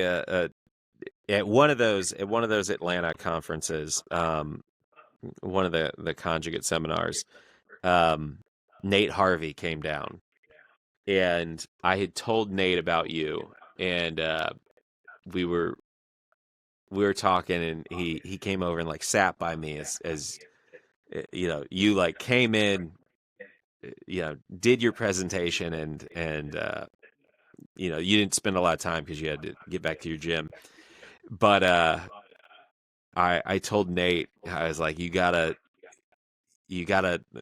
make sure make sure you're sitting close where you can hear when Jared gets up there. And you took off on a rant like immediately. And Nate started it, like his eyes just got real big, and he turned to me and he goes, he's just like Louis. And I was like, yeah. And he goes, he's Southern Louis. This is just like because he had seen, it, and it's very true. Like both of you, uh, you get talking, and you both kind of talk your own language. You're you're more coherent. Uh, but Louis had his sort of almost West Virginia sounding like nasally twang. Hmm. Um, you've got a little more sort of a lower, more subtle kind of accent to you. But you both do the same thing where, you start talking and then you can hear like the frustration start to build. And all of a sudden you're uh, not quite as animated. Like I haven't seen you throw something across the room while you're talking, but, uh, but the same way that you go off on a rant. And, certainly a lot of the coaches who I fully get it. When I go on rants like that, they get a little more animated, and they're not quite appropriate for the podcast. But I 100% like I understand that frustration, because it is with all this stuff. I hear from coaches every now and then when you list off like, well, I've had a kid do this, and I had a kid do this, and I had a kid do this, and you know, some people like see that as arrogance. And again, I see these. I'm fascinated by patterns, and um, I've talked to people again about you and the way that you coach, and they're like, well, what's Jared like in the room? And I'm like, Jared is like it. It's like, you don't get it. Jared's sort of like an on-call consultant. Like Yep. I said, like, and Louis was the same way. I was like, You don't get it." Like Louis would show up to 5 a.m. breakfast, and they'd sit in a booth, and like they might go 20 or 30 minutes between, not like they just walk in and go like, "Sup, Lou," and everyone goes and eats breakfast, and no one's talking, and Louis doesn't even say anything, like, or if Louis is talking, it's about dogs or it was about fighting, and eventually one of the lifters would go like, "Okay, so what are we doing today?" And Louis wouldn't say anything. And like he was the greatest, strength coach of all time. And I was like, you'd be shocked at how little he was doing what most people would consider coaching. He's just like sort of out of the way, and he might kind of call out like, maybe you should do good morning because you haven't done them in a month, and then just go back to eating, like, and then he'd sort of interject and correct if he saw something that was like out of line. But for the most part, he's just kind of there, and the workouts were just like happening around him. Yeah, kind of like me Like, and you standing around that box that day at the gym, and yeah, once the kids got a problem, or hey, Jared, what do I need to do about this? Then you do this. Then they go back in the shop. It's almost like a lab, so to speak. mm-hmm, They'll over here. All right, I go over here and do this, and all right, the next one comes up. All right, we'll go over here and do this. You just kind of point them off in their own different direction. And so I've got a kid right now. I've got a kid that's got a possibility. I've never seen a 4.4 40-yard dash on a Brower.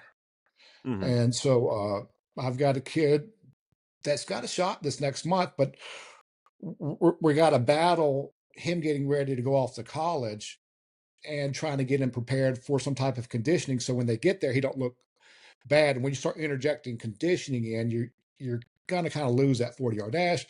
But Hmm. so Mays this last month to try to get it, and we're pushing overboard, and I'm pulling different strings. No, you don't need to do this. No, let's do this instead. We're kind of like go, but that's that one kid. Now this other kid over here, he may need something totally different. And so just like me and you standing around the box, wait for them. They know where they can go. You just got to come, let them ask you the question, and then you just got to point them in the right direction. And Yeah. so if because everybody, the atmosphere and everybody's so different, this kid may need 5 minutes between his sets. This kid may need eight. This kid may need six. This kid may need four. And if you control the organized chaos is basically what it is. If you try to control everything, you're going to limit your results because now you're trying to funnel everything in through this one window. When if this kid needs 8 minutes, this kid needs 5 minutes. If that 5 minute kid rests eight, it may hold him back. But if the kid that needs eight rest five is going to hold him back, you gotta let everybody go do their own thing. And I think that's where some people kind of go wrong is they're trying to control it, and the more they kind of try to control it, the less they get out of it. Sometimes you just got to let things go, Hmm. um, before it to evolve and become what it needs to be. Yeah. Um, yeah, I say all the time, like people are very obsessed with appearing to be in control. Because if you appear to be in control, uh, I think, and I'm sure there's a mechanism to it that like is biological, basically. Like, if you appear confused, you appear weak. Like on just a very base level. If you, um, like particularly if you are weak, you're concerned about appearing weak, right? Like prey animals are skittish.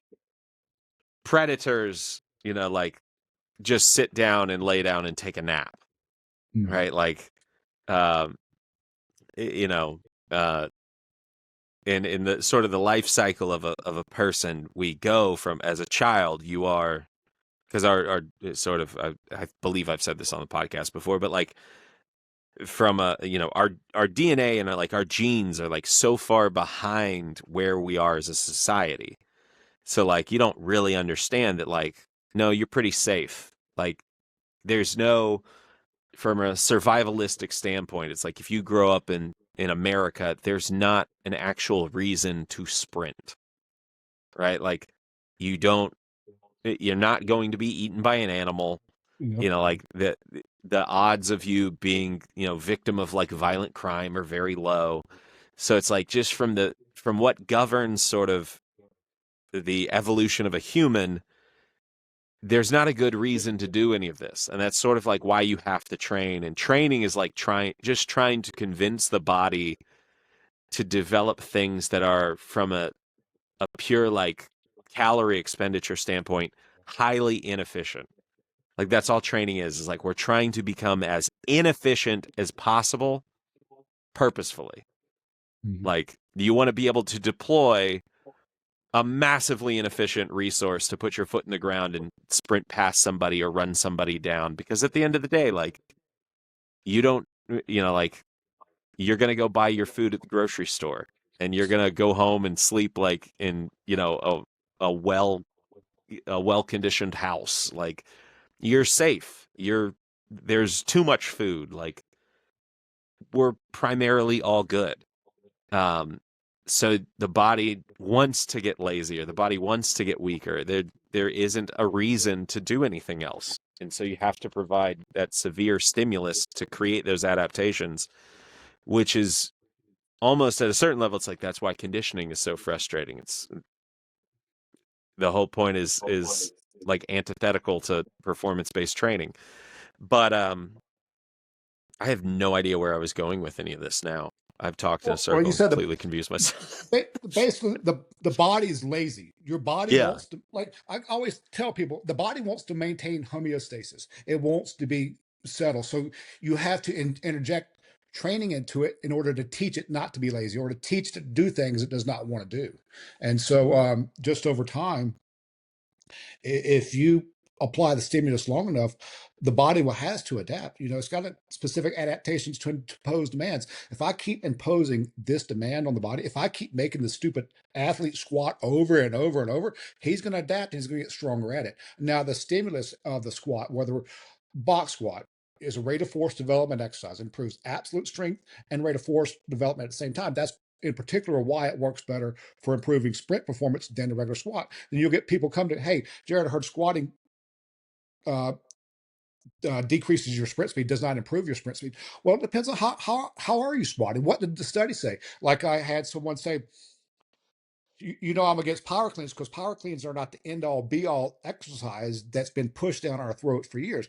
You got all these college kids that will do contrast training, will do Olympic lifts, will spend an entire semester doing the Olympic lifts, and they come back home, their jump performance is down and their sprint performance is down. So if power cleans, quote unquote, make you more powerful, why are my power parameters less? And so if you're it just don't make any sense. Then you'll see some people doing like trap bar jumps. That's too heavy of a load to get the right. Everything comes in segments. You got to have proper loading percentages or proper loads applied to different exercise in order to get that exercise to change or actually get that result out of that exercise. And so you got to know where those parameters are and how to train different styles of lifts at different loads in order to get the greatest result out of them. Like we do different exercises to increase our broad jump. Our squat don't help our broad jump as much as the 45 hyper helps our broad jump. And so what can we do to increase our throwing speed? So you got these different exercises. How do you load these different exercises to in turn get that to show up? Like people don't like what's that term? Where training transfers to the sport with Dynamic not looking like, correspondence. yeah, dynamic correspondence is what I was looking for. You it's in the book, so you're getting squatting does not look like running, but it directly improves our sprint performance. Hmm. So bench press does not look like anything to throw, but it's improving their throwing speed. It's Hmm. improving their swing speed. It looks nothing like a swing, but then you get all these people want to do these rotational exercises. Well, when you're doing these different exercises, you have to understand just generic physiology. If like that's why you got the maximum effort, the brief maximum tension method that works so well. You have to impose those demands. So if you're imposing those demands of all intermuscular and intramuscular coordination to be fired at optimal discharge frequency. So if you're getting your slow, your intermediate, and your fast switch fibers to fire immediately right off the bat, and you keep doing that over and over, your body learns how to do that. But if you do like a sequential order, the hidden and size principle thing, to where if you're doing too many reps at exercise, depending on what the exercise is and what you're trying to apply it to, if you're getting 10 reps, you're going to have your slow twitch, then your intermediate, then your fast. Now your fast switch are called in a fatigue state instead of a ready state. Hmm. And so if learning how to apply all those different parameters in order to get that result out of whatever you're looking to get, whether it's throwing speed, swing speed, jumping ability, sprint, whatever. And like when someone asks me about the gym, all I'm trying to do is make these kids stronger and faster. What sport do you not need to be stronger and faster in? Maybe golf, you're not running or sprinting in golf, but every other sport, soccer, baseball, volleyball, you got to run from front back to court. So a lot of these different things, you have to be able to change direction, and the way to change directions to overcome your own inertia. How do you overcome? You got to make yourself relatively strong to your body weight, but then relatively strong, but you got to be relatively strong with those methods of the max effort method, learning how to get the muscles all fire at once in order to get that optimal start. If you're getting stronger by using the repeated effort method, you can get stronger with these different methods. Uh, so if you're getting stronger with a repeated effort method, you may not be getting the sport performance out of it that you're looking for. Hmm. Like when people want to do like, even in exercise practice and strength training, it's the dynamic effort method does not really improve strength, it just improves rate of force development. So if you can improve rate of force development, then add something like a static dynamic method, like the box squat or Paul's bench, you're increasing rate of force development and absolute strength at the same time. Now you're doing that. Now you find a dynamic correspondence exercise. So now you've got a full bore of what you're trying to get done. Hmm. So I think this is a good segue to one of the things I wanted to make sure to talk to you about. Again, the sort of things that I've this kind of like checklist of like what are the big points that I've personally taken from you. Um, and we've hit like, accenting rest periods, um, advertently or inadvertently, the sort of the evolution of expectations and standards. Um, Along with it kind of ties into the rest period thing, just because functionally, um, it, it it hits at the same thing that I think unnerves people and makes them go awry in their training. Um, the focus on, if you're going to have longer rest breaks, then you have to allow yourself to be okay with doing less Yeah. to get more. Um, and uh,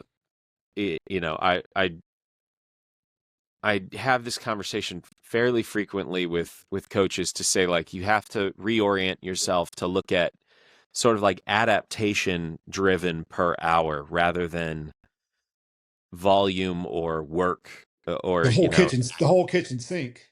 yeah, rather than activity, rather than and again, it's like activity kind of like calms your nerves when you have no idea what you're doing. Mhm. Right? You go like, well, I can say that I checked every box, and so like I did my job. But the reality is like, but did you do anything at all? Like nothing. You know, you this all kind of dovetails into two kind of points that segue off the same thing, which is tension. I've heard you talk before about tension in a way that was just a little bit different than uh, again, I knew Louis for years before ever talking to you. Um, so most of the things I had heard came from like Louis, or came from my dad, or maybe came from somebody like Hoff or something. And yet, you said a few things that were like they were profoundly simple, and it was what everyone else was saying, but like kind of revealed, I think, something about the way that you looked at things that was very informative. And I can't remember like what the specific conversation was, or if I just pieced together these sentences, but you're at this point, like, you're known for brief maximal tension. You're like the brief maximal tension wizard, you know. Um, and you're also known as like the dumbbell jump guy. And these are,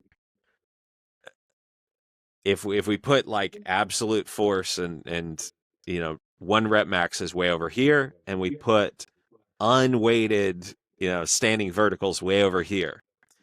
You train the things that you're sort of like known for, that everyone's chasing with you, exist kind of like brief maximal tension. It's brought in a little bit.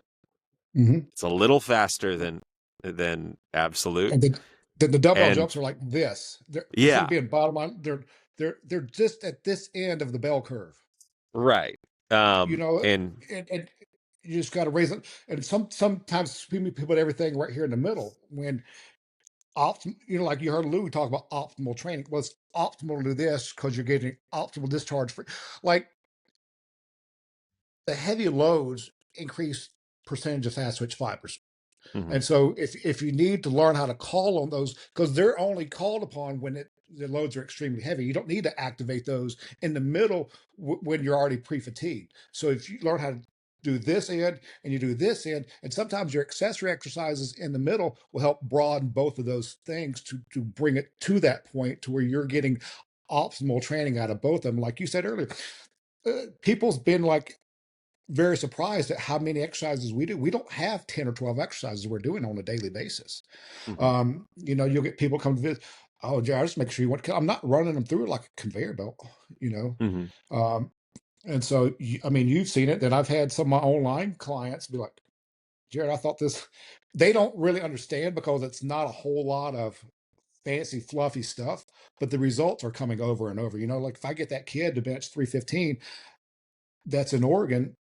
His name's Owen. If Owen benches 315 as a freshman, that's all he wanted to do. I mean, for me to train someone online across the country and for them to get, that's what I'm trying to do with this stuff, because you get people that ask me. I'm just trying to make sure that I don't want to take anybody's money. I don't want to take anything from anybody. I'm trying to give you something Hmm. at the end of the, I'm trying to help you achieve what you actually see so that you know it's true yourself. Hmm. It's kind of, and so you get like I got another guy, he's in Washington. He's gained like 25 pounds and went from a 28-inch vertical to a 40-inch vertical. Like that stuff that they seen on the site. Now that they know it's true, I'm not keeping you at 28 for a year like that one kid that went off somewhere else and trained and ran a 5.140 a year later. Hmm. It's kind of whatever. Yeah. So But to that point with what I was saying about both ends of the you spectrum. and tension in both ends of the spectrum. So explain,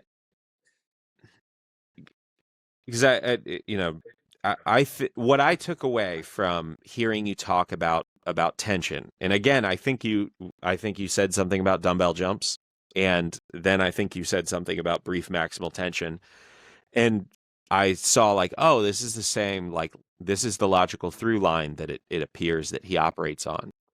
Um, and it makes it makes sense. It was hearing you explain in a very conjugate manner. You explained a fast concept and a slow concept, but really they're the same concept. You hit the concept from both ends of the spectrum, and it made everything about the middle, even in like it was intellectually conjugate in that sense.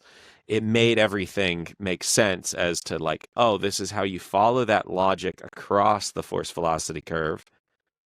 But also that's why you train like that across the force velocity curve. And so when you start to look at like achieving optimal tension to drive the adaptation, I guess that's what I'm getting at, is that's what I took away from you. So explain. Well, we'll start with the dumbbell jump thing. So you've said a little bit before about trap bar jumps are very popular with people, and you're the dumbbell jump guy, and I think I know why you like dumbbell jumps. But uh, what just to restate, because I think that's an important point that leads people astray. Why do you use? I guess why do you need to do a loaded jump? Period. What are you trying to do by applying load? Just like if you want to increase anything, if you want to increase your jump, you have to have load to it. If you want to increase your bench, you have to have load to it. So if you want to increase, you're not going to bench more by just doing the bar more times. Or you can do bar as fast as you want to. You're not going to bench more unless you add a specific load.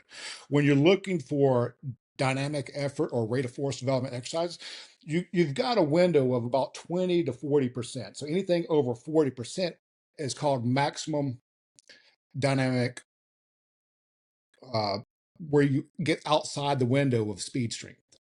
Hmm. And so once you reach that maximum dynamic effort load, then it won't improve that performance. So you have to be over here so much, and it's got to be loaded in order to improve it, because you got to have load. If you just did body weight stuff, you're limited, because again, you're not giving tension to that exercise at a relative load.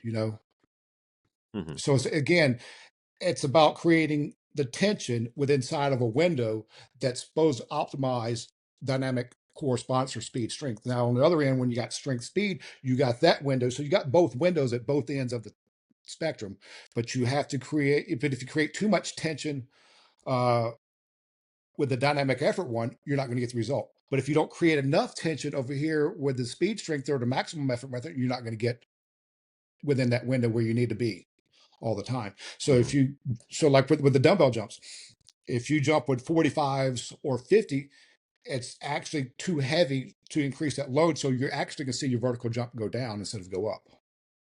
Hmm. That's why I've probably posted Dorsey jumped to 30 with 50s, but we didn't train with the 50s. We just did it because I said he Hmm. couldn't do it. So he said, gave me the middle finger and said, watch this, Jared.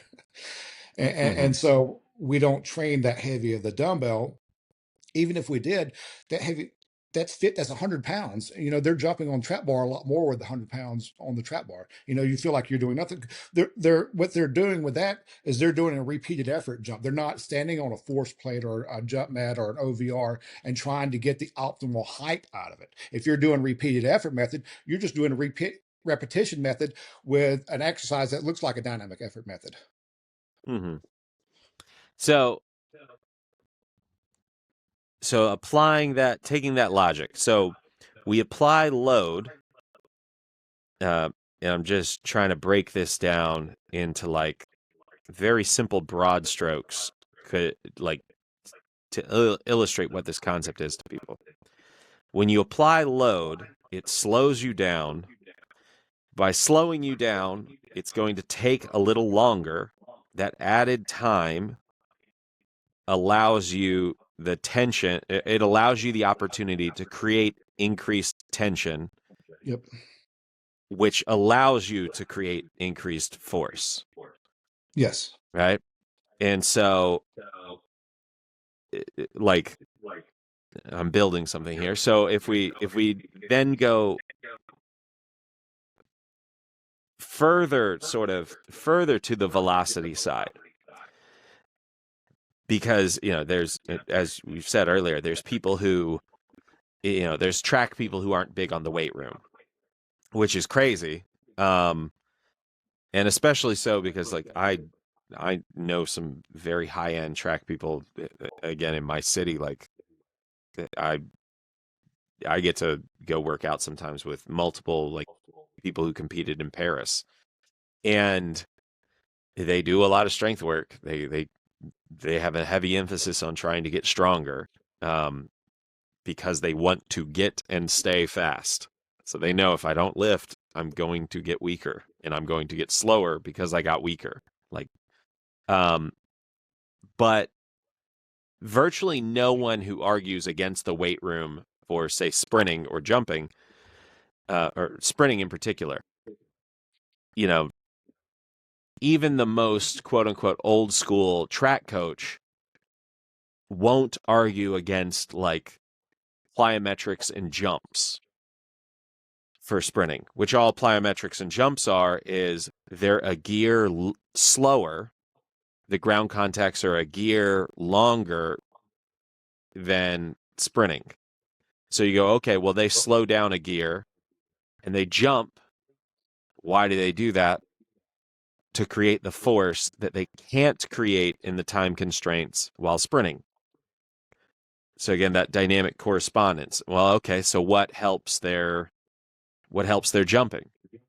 Slow down a gear and do a loaded jump.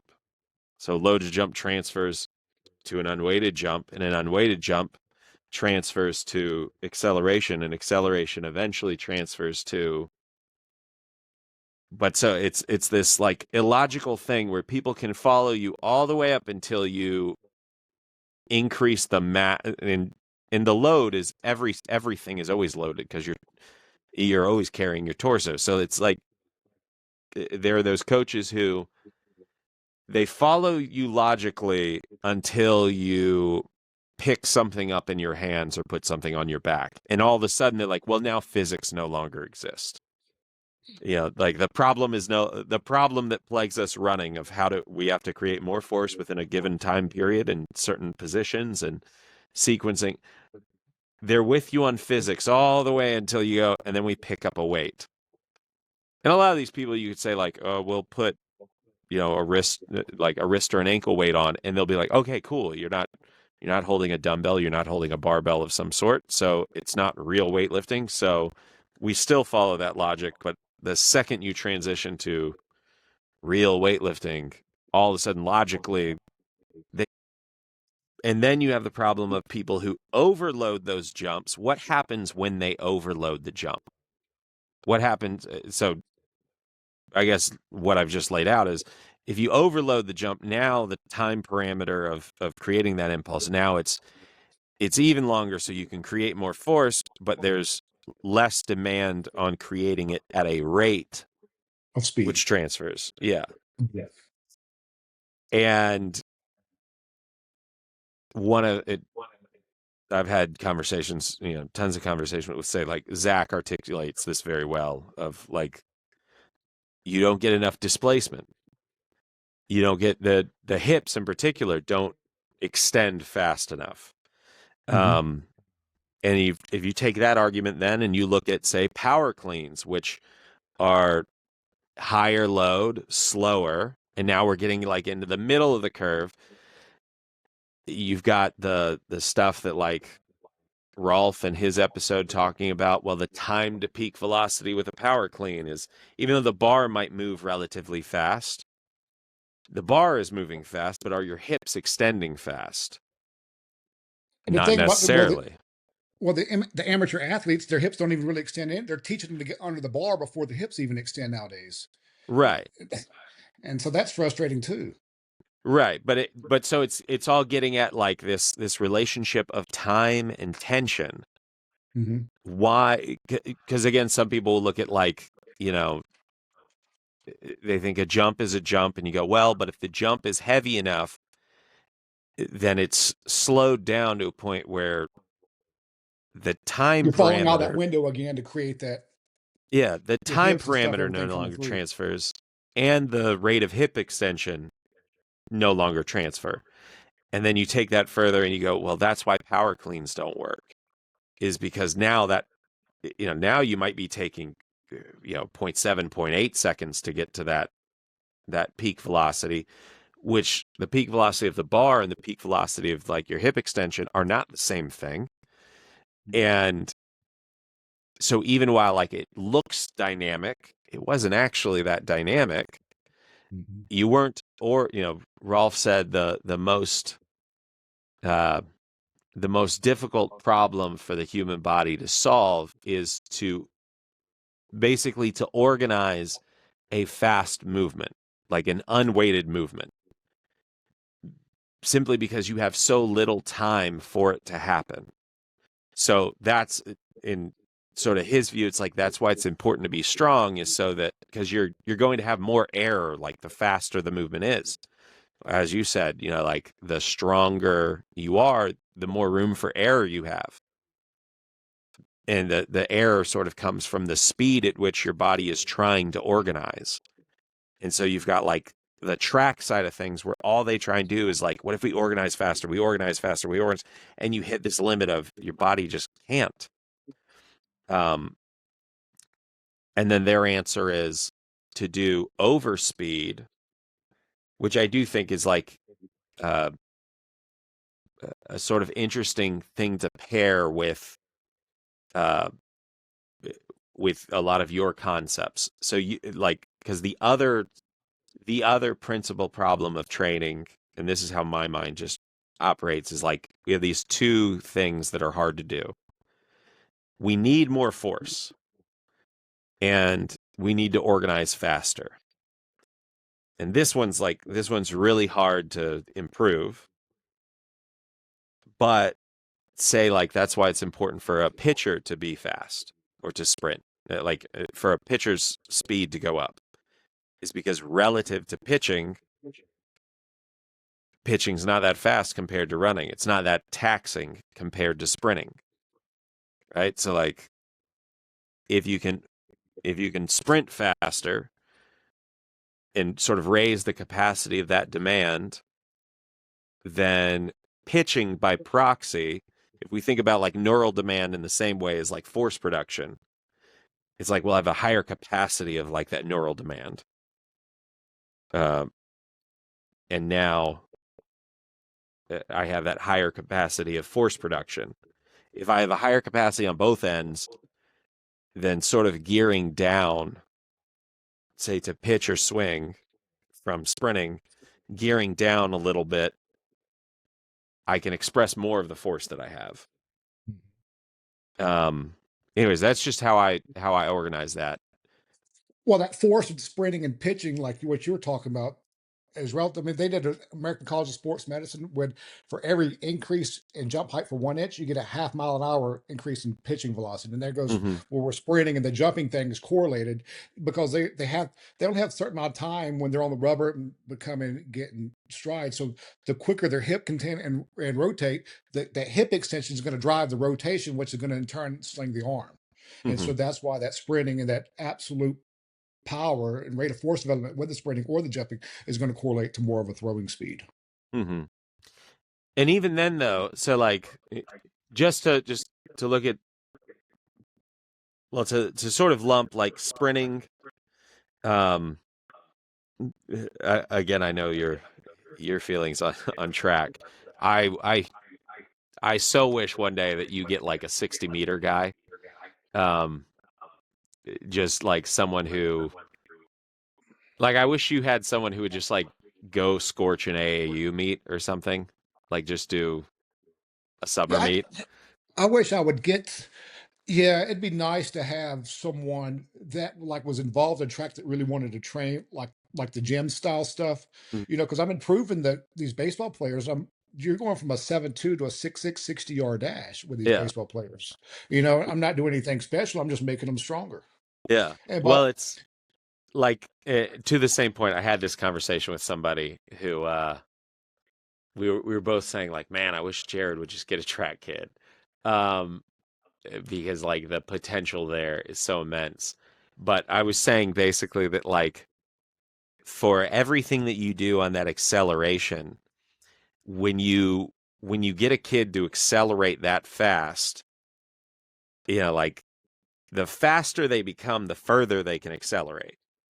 Even when yes, they're, even training your style versus again, like not talking about 100-meter guy who's purposefully trying to tease out their yeah, acceleration. I'm I would fall out of that like 60 meters would be probably my max, because once you get past that 60 meters, you have to become much more elastic. Like plyometrics and training ligaments and tendons like that, it's just muscle conservation. You're trying not to use as much muscle so that you can continue to get on track, because that 100 meters you're going to get tired. That's why it's 60 meters mhm, you're going to get tired. So if yeah. with the plyos and stuff, it's muscle conservation. It's nothing really special. So you're trying to use more elastic energy instead of muscle energy to get down the track. And the thing Mhm, about I had a girl. She was a freshman.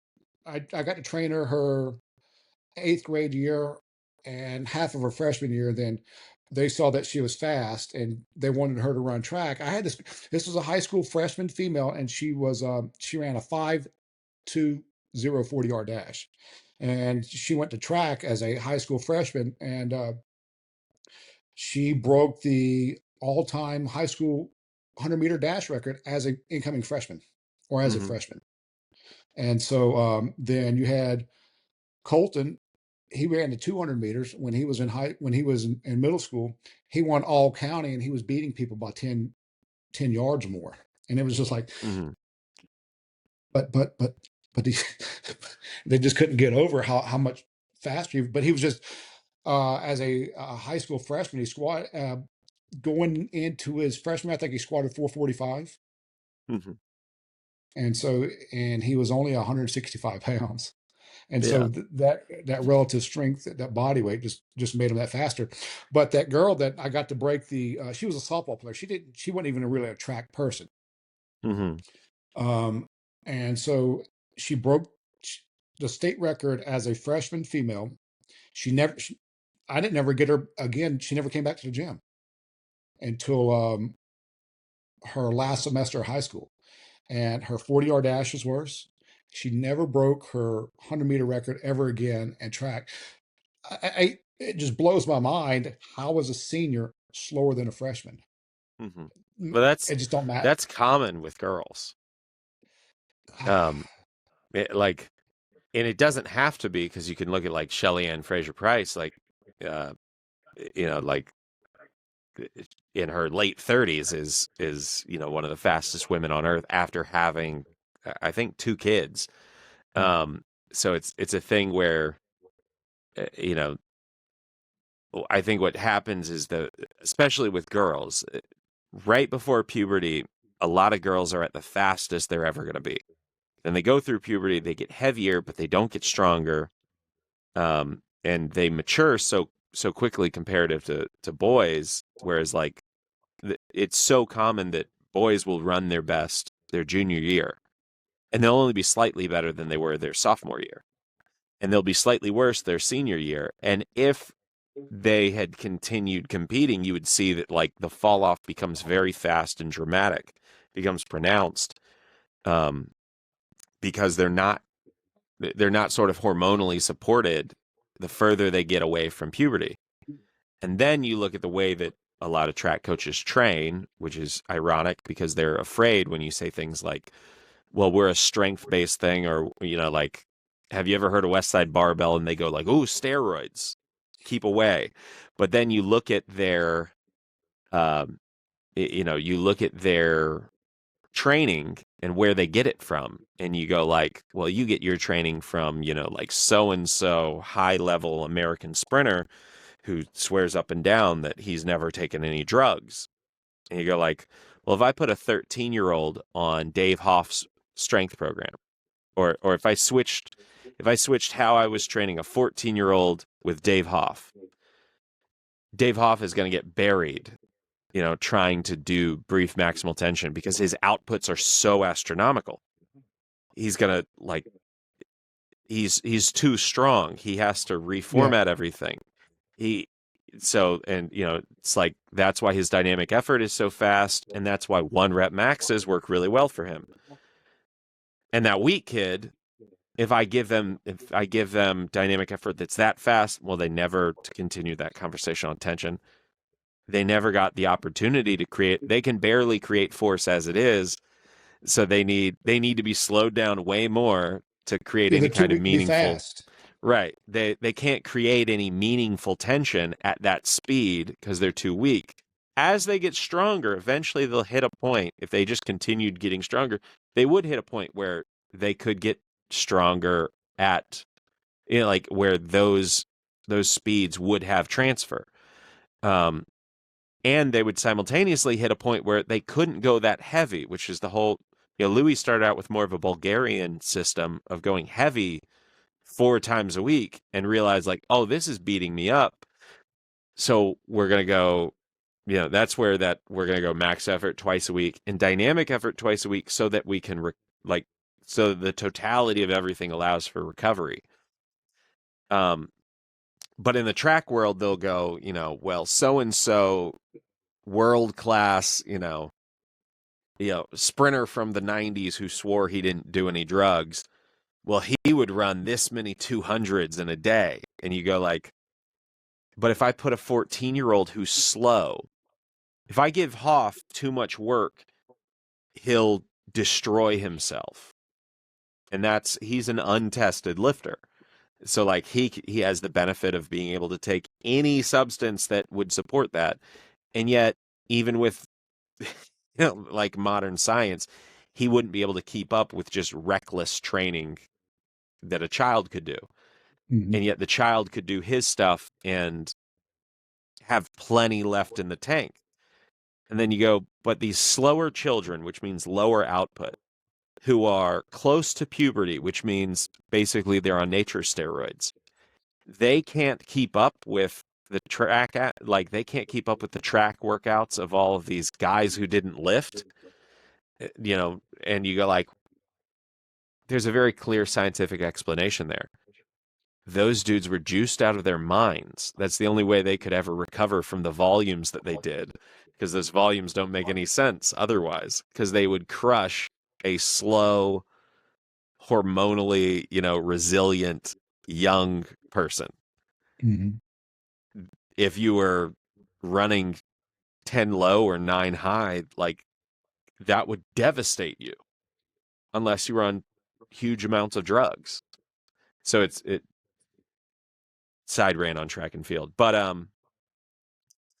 all this is to say, there's a component of, as you even before elasticity plays in, there's also the momentum, the inertia of, if one of your guys who's accelerating that fast through 40 because they're faster. They're still accelerating coming out of the 40, your fastest guys. That means it also, their momentum is so high, they're going to decelerate at a slower rate. So, like the faster they get going, the longer, even before elasticity comes into play, the longer it's going to take them to roll down to zero as well. So that's, you know, if you made them more elastic, sure, then they would stay near that maximum velocity a little longer. But simply by virtue of getting faster, they cover more distance in the same amount of time, which means, you know, say over 5 seconds, a slow kid isn't going to make it to 40 yards in 5 seconds. So they're going to gas out and start to quickly decelerate. But they're falling from a low ledge, so they hit the ground quickly. Your kid running 4.4, he's going to be, just shy of 50 by 5 seconds. So if he's gassing out there at 5 seconds, well, in a 60,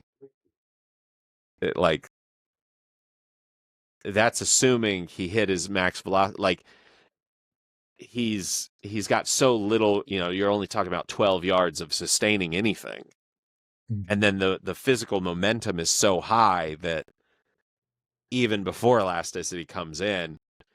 So anyways, all this is to say that, like, you're used to, like, getting paid on that 40. And there's a second payment that comes in from the physical momentum that you've created that, like, for 60 meter at least, like, again, before ever addressing elasticity, would seem to be there. But that's sort of the same thing as, like,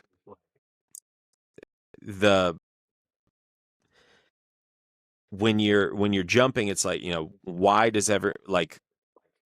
why don't you have anyone who jumps like 50?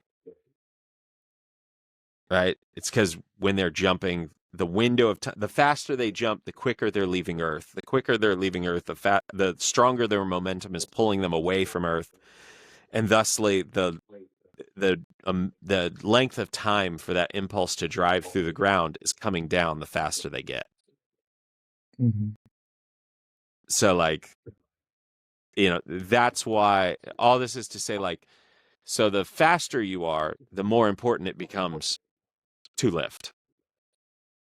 The faster, there's been studies on pitchers, and, like, higher level pitchers got more out of adding bench press to their programs. And it's because the faster you throw, the less time to create, like, if you're just solving one, if you solve both of those principal problems, they each benefit from solving the other. And so, like, the further you get down the just solving the time part, the more important the force component becomes. Because even, like, the ball is accelerating out of your hand, and the shot put of the disc, the implement is gaining so much speed on its own, it's accelerating away from you, and just, like, further, so it's shortening the amount of time that you're able to influence it. Yeah. Which all that is to say that it makes the higher you can jump, it makes dumbbell jumping even more important, because now the actual jump itself is offering even less of an opportunity to create the force, tension. To create tension. Yeah. So all that was to say, like, even when it sounds like I'm arguing with you, I'm actually, the problem is looping back around to where you're even more correct. Is what I'm getting at. So that's how my mind organizes things.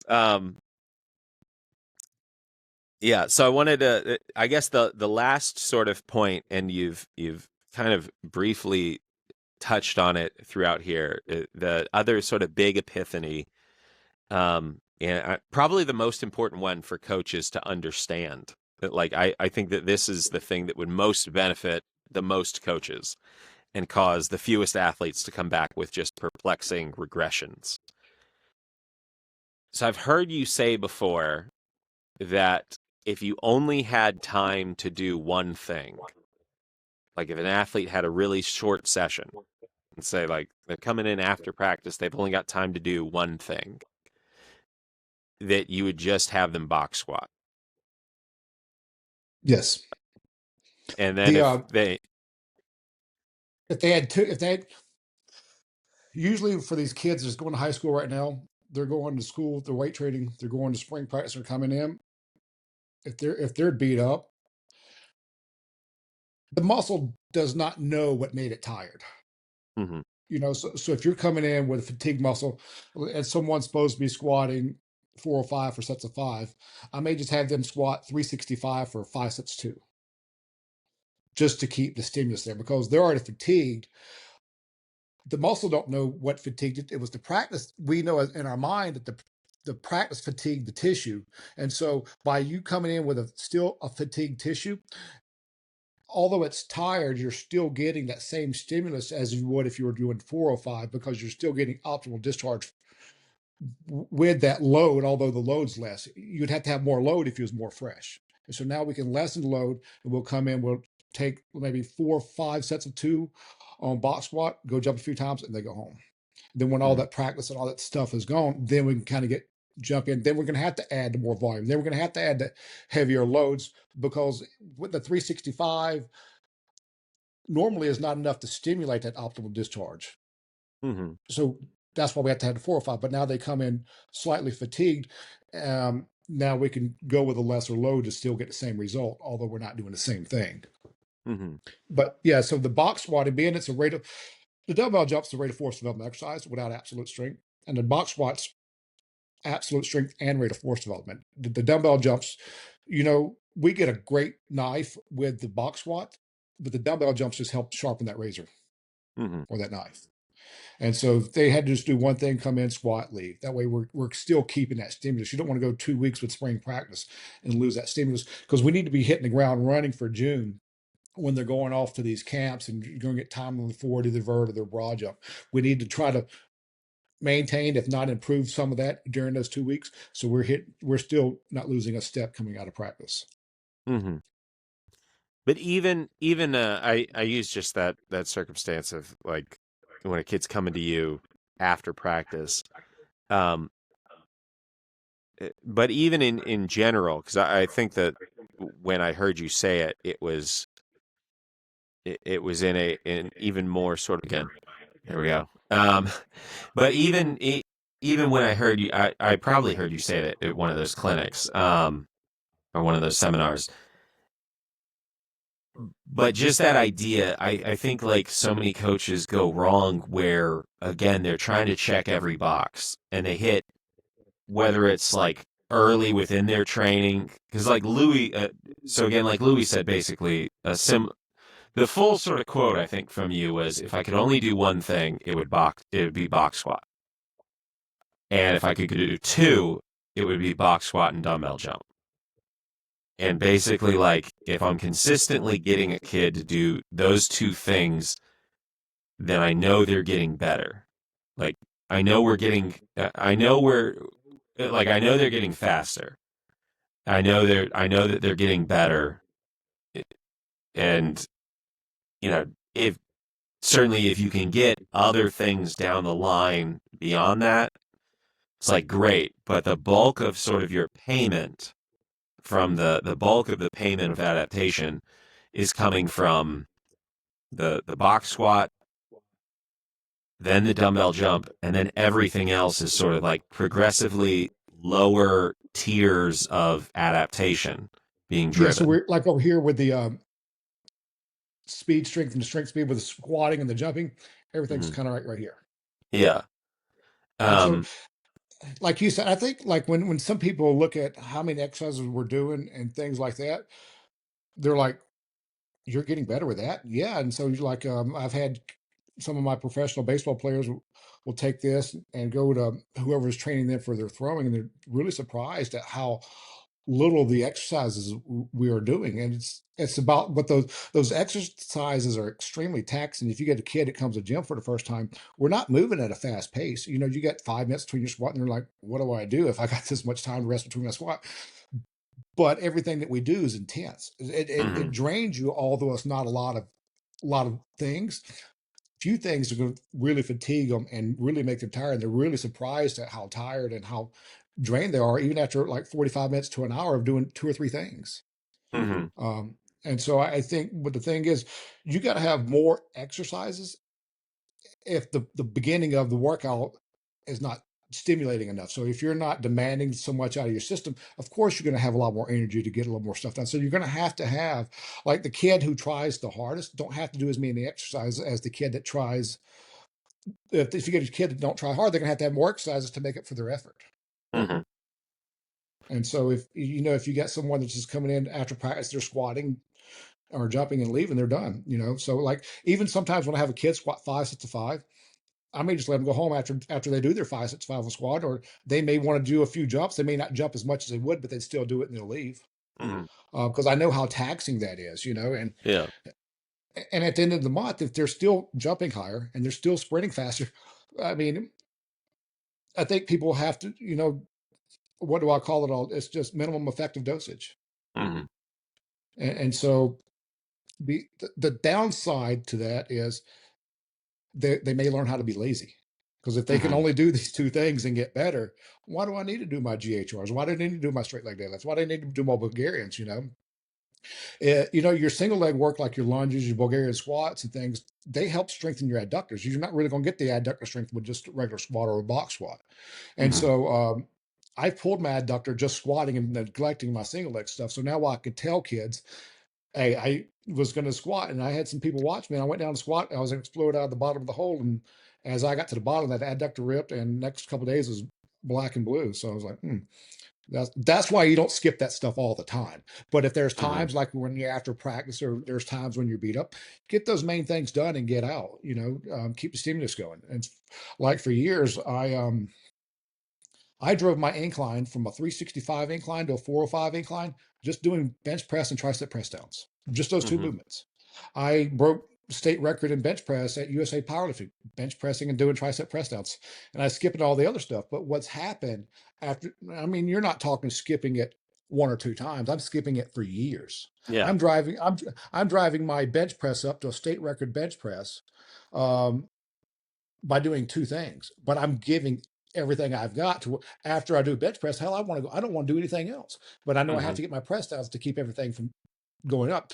I went from 230 body weight to 215 body weight, and my incline went from 365 to 405. So I lost body weight and increased strength by doing inclining and tricep press downs. But a lot of times for bench, like for me, when I was inclining, I was doing Paul's incline, because Hmm. Paul's incline or Paul's bench, just like the box weight, you're increasing absolute strength and rate of force development at the same time, which helps you to when the bar. So like the bar's coming off your chest and you can't lock it out as triceps. So if you can't get the bar off your chest, you need a Paul's bench, and so that kind of balanced both of them out. And so if I've got a higher rate of force development coming off my chest, less strenuous on the triceps to lock the weight up, because I got that momentum carrying that weight up, Hmm. because I built the speed with the Paul's bench.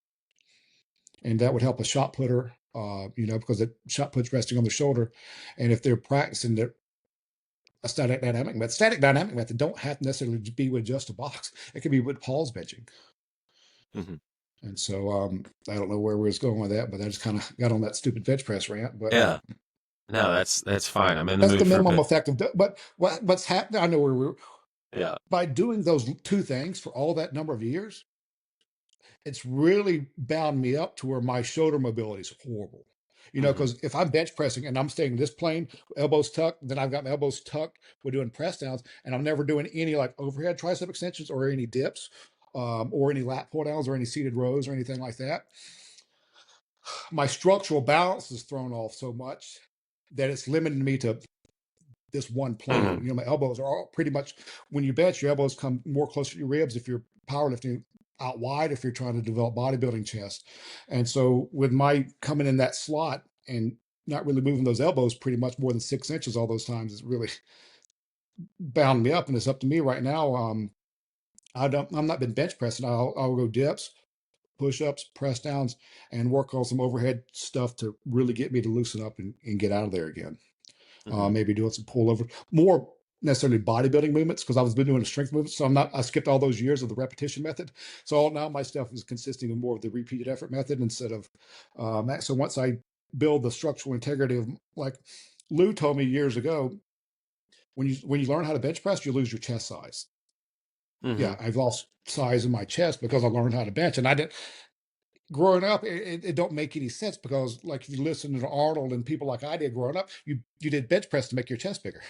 And so then you Hmm. get Lou, the one guy that's telling you the opposite of what everybody else is telling you, like, what the freak's this guy know? Especially when you start learning from him, because some of the stuff that he would say was so off the wall, it didn't make any sense. But later on down the road, after you got years of experience, you're like, oh, yeah, I guess Louis knew what he was talking about, And so it sometimes when you first hear somebody, it may seem like so far out of the way, like just doing that one thing, the box squat. What the hell is Jared talking about? Then later on, you're like, oh shit, I actually started doing it and it actually works. And so Yeah. sometimes you have to hear something in 2025 and it's not going to make sense to 2030. Hmm. You've even heard Dave Tate say something about like that with Louis. It didn't make sense at the time, but years later, it made more sense. But I guess that just comes with being more mature and understanding the process and learning about it yourself over time. Hmm. And so, Yeah. And Louis, I mean, Louis said very similar things. Even though, like he was huge on GPP and work capacity. Um, it, all the way down to the, developing lazy habits. He and I've watched again, like I'm friends with Hoff. I've seen Hoff tons of times. You know, I've seen Hoff put 1300 on the bar, do just work up and do that one exercise and go home and be mhm. stronger from it. Um, Louis used But to, that's what those years, the bulk of everything is training age.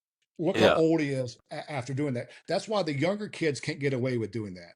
Like yeah, for me, my training age and my ability to tap into myself with bench press and press downs allowed me to be lazy to get away with doing that minimum effective dosage to where, hmm, like you said, I've had, I mean, Dorsey, I've had my nephew, I've had a lot of kids who we may do 5 6 5 squat, they may go home.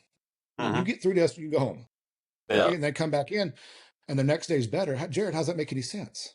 Well, when you're doing high frequency training, I'm trying to get them to squat 3 days a week. I'm trying to get them, they're there 6 days a week, hmm, sometimes 2 hours at a time. And if you're trying to get this high frequency set in their system, because with high frequency, it all goes back to specific adaptations to imposed demands. I'm demanding this out of you 3 days a week. Your body's gonna be like, shit, I guess I'll just adapt and give up and give you what you want out of it. Um, hmm, and if you're demanding that all the time, you're trying to throw 10, 11 plus exercises in, that's too much to recover and adapt from the next time. Your best way to adapt is to repeat it more often. If you want to bench press a lot, you got to bench press a lot. That famous Russian powerlifting coach said that, it's like, oh, I understand the bench press more often, bench press more frequently. Kind of like what you said with Louis, like in the beginning with the Bulgarians. It's more of a Bulgarian style system, except for now I'm using not only high tension, but I'm also creating using the repeated effort method. I'm using the dynamic effort method and I'm using brief maximum tension method because the brief maximum tension is going to fit my population because like you said earlier, these kids are on natural steroids. They're on their own body hormones. They're at their height and level. And that's what, when you first came, I'm basically training kids that are on steroids without being on steroids because I got their optimal hormones. hmm, And so if I can get them to squat 3 days a week, that's demanding. yeah, And so if I keep demanding that out of that body, you'll get that adaptation. That's how these kids are going up so much. A lot of kids will go up 15, 20 pounds per month on their bench for several months in a row. I think those baseball players last year, I had 5 or 6 of them went from 145 up to 265 to 270 range, over 100 pounds. They're reaching a 100-pound improvement about month 5 and 6. hmm, And when you got that number of kids doing it, they don't know it's not common. right, And so they'll get frustrated if they went up 20 pounds and 15 pounds, the next time 20 pounds. And I'm like, Yeah, dude. I shit. My junior year in high school, I went from a 250 to 270. I spent my entire time training when I was in high school. I only went up 25 pounds in a year, and y'all are getting that in a month. Mm-hmm. And so you're giving them something that they don't know what they're getting. And like you already got the lush green grass right here, and you don't really know because you never experienced it. You've never really done weight training. So you go just like that other kid that spent all those years and he's got the same bench press and he's been doing stuff here and there, but he's not doing some type of organized training and you're staying the same. Even you got these people that are going off to college, they're coming back weaker. They're doing organized training and they're not coming back where I sent them off at. So we'll spend some time getting them back, going where they need to go. So I've got a girl that played a big time pitcher at a university here. She comes back every summer to get her velocity back because when she's not doing certain things, they got them doing all the weird stuff in softball. And it's when you're doing those rotational things or when you're doing those odd in what like the middle exercises, you're not over here on this end of the spectrum, you're not over here on this end of the spectrum, you're not getting that optimal discharge frequency. So you're not getting that boom, learning how to fire. If you got to throw a softball, if you got to throw a baseball, if you got to swing a tennis racket, it's rate of force development with power. Mm-hmm. And so if you're doing these middle of the road exercises, you're not tapping in this side, you're not tapping into this side, you're constantly tapping into the middle. Of course, your performance is going to drop. And so that's really frustrating to quote unquote sport specific movements, but yet Mm-hmm. performance drops because they're not applying exercise physiology to what's going on. They're not knowing that you have to stimulate this at a certain load in order to get these neurons to fire. And so I always the neurons, the alpha motor neuron, it looks just like like your hand, your finger. So I don't know if you can see, but it's like if I talk about it on podcast, if I got my pinky and my thumb, and over time, if I keep demanding stimulation, I'll get this finger, and this finger to start adapting. Now I've got many more fingers adapting to that fiber, so that fiber can squeeze and contract harder because I'm giving the stimulus. I'm demanding this stimulus out of it. I'm just not taking it through a quote unquote exercise. We're actually using and training. Training's teaching the body to do things. Exercise and working out is calorie burning. And that's what they're doing. Mm-hmm. Yeah, that was the main thing just that I wanted to hit on and get out of you that you know again, what I see most often is that coaches foul themselves up trying to do too many things, and in particular, trying to do too many things like right off the bat. So their kids essentially stay in this point where you know eh, the kid may have been lifting for a full year, but at no point in time did they learn how to do a single one of the 30 or 40 different lifts that they do. Like there's plenty of motion, there's plenty of stuff happening. There's weights, you know, being put on and taken off the bar, whatever. But the kid never got good at a single thing and never learned what real intention feels like with a single thing. And it's almost like installing it's like learning how to play football. Like you've got to you've got to know one play before you can learn 10. Yeah. Right? Like And, it. and, and what, yeah, it's like that one plays that box running. But here's the thing. That's a tough workout. Mm-hmm. It's a society of a workout. Oh, that was tough. Just because you did 8 exercises and you're completely exhausted, it don't mean those 8 exercises force any adaptation in a specific manner. Right. So they're trying, and so like I've got some kids right now that are coming to gym and they're just doing bodybuilding work, more hypertrophy work. They don't care about the strength because they're going off to college. And I wanted one kid to get 405. He said, Jared, screw that. I'm trying to get so many kids to 405, and he said, Jared, I'm not going to go to school to play football. I don't need that strength anymore. I said, but 405 is cool. I said, right now is probably the only time you have me that you've got a shot to hit 405. Yeah. And so let's get there and be done. No. And so I think we got to 385. We're at 385. We need 20 more pounds. Give me at least a month and a half. And you're Yeah. there and you're done. Then we could do all this stuff. Yeah. And I hit 370 in high school before football. my senior year. I hit 370, so like literally right before like two a days started. So not even into my senior year technically. Uh, summer before I hit 370, and my dad I think was the same way where he's like, well, you could get to 400, and then I kind of coasted through some of my senior year. I didn't improve my strength. I just kind of hung, and then I hurt my shoulder a little bit coming out of my senior year. Then I decided I wasn't going to play football a couple months later. So I never advanced the ball at all from that 370. But like then I started, I had a gym membership in college. So I thought like, you know, I had no idea what training looked like to everyone else, how little they got out of it, how hard it was to make progress. And I went off to college and just sort of thought like, well, 405 will just fall. I go up like 100 pounds every year, so 405 that'll just happen, and Mhm. I won't have to push very hard to get there. I didn't hit 405 until 2019, so I'm 38 now. So what? I was 31, 31, 32. I hit 405 for the first time, and then I started. I was training very intentionally at the time, so I had to come back from my bench had fallen all the way down to like 205 at one point. And before West Side versus the World, I was tiny before then. I was like 195, 205 pounds.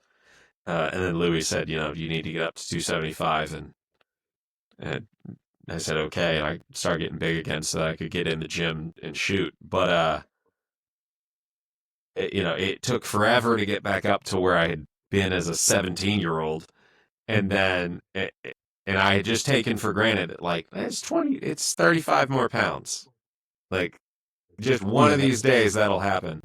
And no, you get older, and unless you're extremely intentional, then I went from 405 to 455 in like 6 weeks. But yeah, uh, but by then I understood what I was doing, and then I briefly thought, do I try and get to 500? And then I started OVR and stuff, so that all went out the window. But yeah, uh, yeah. But like I was saying with the bodybuilding stuff, I had this kid. We started off with 4 sets of 15 on leg curls, and then we went to do 3 sets of 10 on leg press. Then we did a Bulgarian drop set of death, um, which you do like you pick 4 dumbbells. So maybe you want maybe a 40, a 50, a 60, and a 70, or 50, 60, 70, 80, whatever. So you do 8 reps. You do all your left leg, then you do all your right leg. So what you want to do, so if you want to do 8 reps with a 50, drop it. Do 8 reps with a 60, drop it. Do 8 reps with a 70, drop it. Do 8 reps with the 80. After your eighth rep, you hold it in mid range for 8 seconds.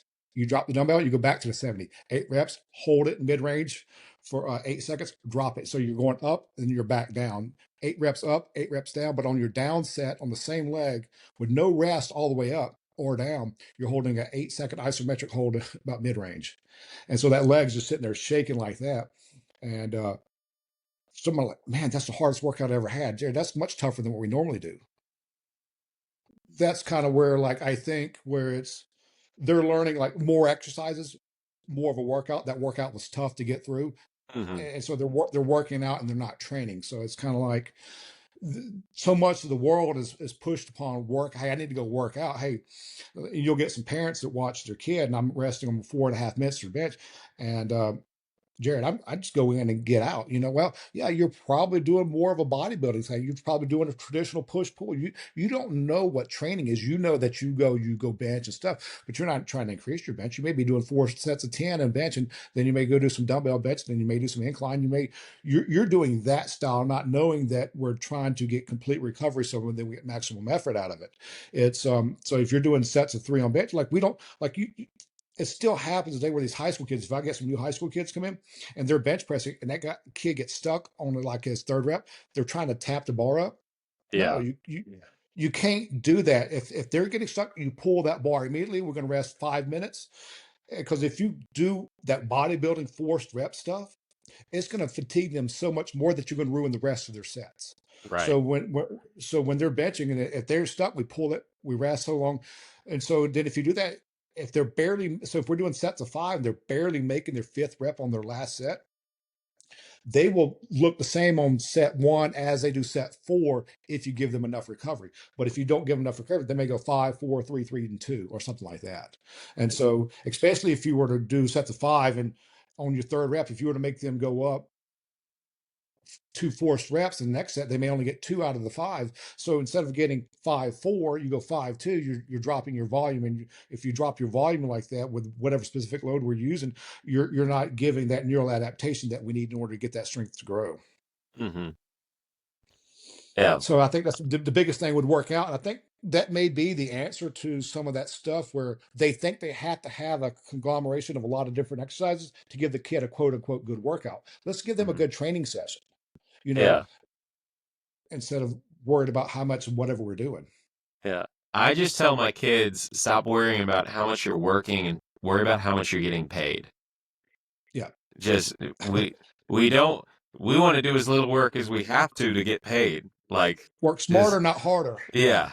yeah. Um And so I said, what's the point in doing all this weight? Like when we're growing up and going through high school, did a lot of work.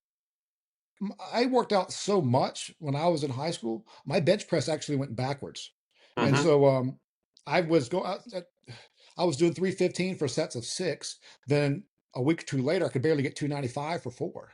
I was mhm, doing too much, and I didn't. I said, "How's this even possible? I'm working out and getting weaker." I didn't realize my routine in high school. I would go bench, I'd go to incline, then I would do dumbbell flies, then I would do dips, then I would do tricep press downs, and then I would do some shoulder work. And I did that all the time.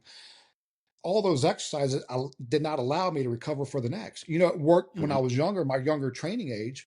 It helped me get to 275. And so I went from 200 my 205 to 250 to 275. In my senior year, I benched 335, and going into my college year, I benched 365. mhm, My freshman year of college, I benched 365. But that one year, I went up 25 pounds. I found a coach. He said, "Just take your time, and learn. You're doing too much." And like, what's this guy talking about? And then, so I started learning a little bit more. Take your time, try not to do too much. And then when I got to Memphis, I met this kid named Chris Moore. We called him Sluggo. He had a podcast for a while, and he passed away in yeah. 2006. You know who I'm talking about? Mhm. Um, and they called me Bidne or Bid at Memphis. Bidne, quit doing all the bodybuilding work. I'm 365-pound bencher at 205-pound body weight with no body fat. I'm like, what the hell is this kid talking about? Uh-huh. Um, and he said, quit doing the bodybuilding. But I didn't know any different. I just knew what I did to get me to that strength level, because I did a lot of it on my own until I got uh, that coach that told me to slow down and not try to do everything. Rest, because in the back of your mind, just like these kids nowadays, I need to work, work, work, work. If I'm not working, I'm not getting better. Right. And so as over time, you learn that you don't have to do that to get those streak gains out of it. You're getting people getting a tenth of a second off their 40-yard dash, doing 3 or 4 exercises a month per workout, but they're getting high frequency workouts. And Mhm, so if they were getting it, uh, you can't get it with one time a week. You need a minimum of 2. But mhm, one time a week, you regress. And so then later on that year, he introduced me to Louis and those old VHS tapes. And I started reading that. And I was like, started opening my eyes up to, oh, geez. And so then as an incoming freshman, I did 225 25 times. And then I watched, as my freshman year or whatever, I watched those Louis VH. I went and bought some bands. I started speed benching and stuff. And I came back and I was able to bench 225 32 times. And so then he introduced me to Louis that spring. And so of '02, and I met Louis and visited ever since until he passed away. mhm. So that's how I kind of got to meet Louis and stuff back in the day. But I mean, just open your eyes. You think you know something, and you start learning more. And the more you learn, you're like, oh shit, I really don't know anything. And so now Mhm. I've got the experience. I've trained all these kids. I'm trying to tell these people the truth is, hey, look, you don't have to do all that. And I try to show the results and the records. I had actually a parent the other day. I don't care about the numbers. Well, what are you training for? Yeah. Well, Go somewhere else. I needed to get better. And so you just shake your head and you go on about it. And it's like, I'm just trying to tell you, I'm not trying to sell you. Yeah. Yeah. Man. Well, I have to run because I gotta run a workout in 50 minutes Yep. here. I know eventually you're gonna be in the same spot. Um, Yep. so where can people, uh, first off, Jared has a phenomenal, book it is short, but it is It's just 100%. tiny. Yeah, it's tiny, but let's also along that, like, don't train to work, get train to get paid. Mhm. Um, most people, I think people like the thickness of books because it implies, like, look how much reading I did. I'm so well Mhm. educated. But the reality is most people come away from those books remembering very little. And honestly, most people, I think, are skimming through most books. So your book it is very short, very blunt, very to the point, and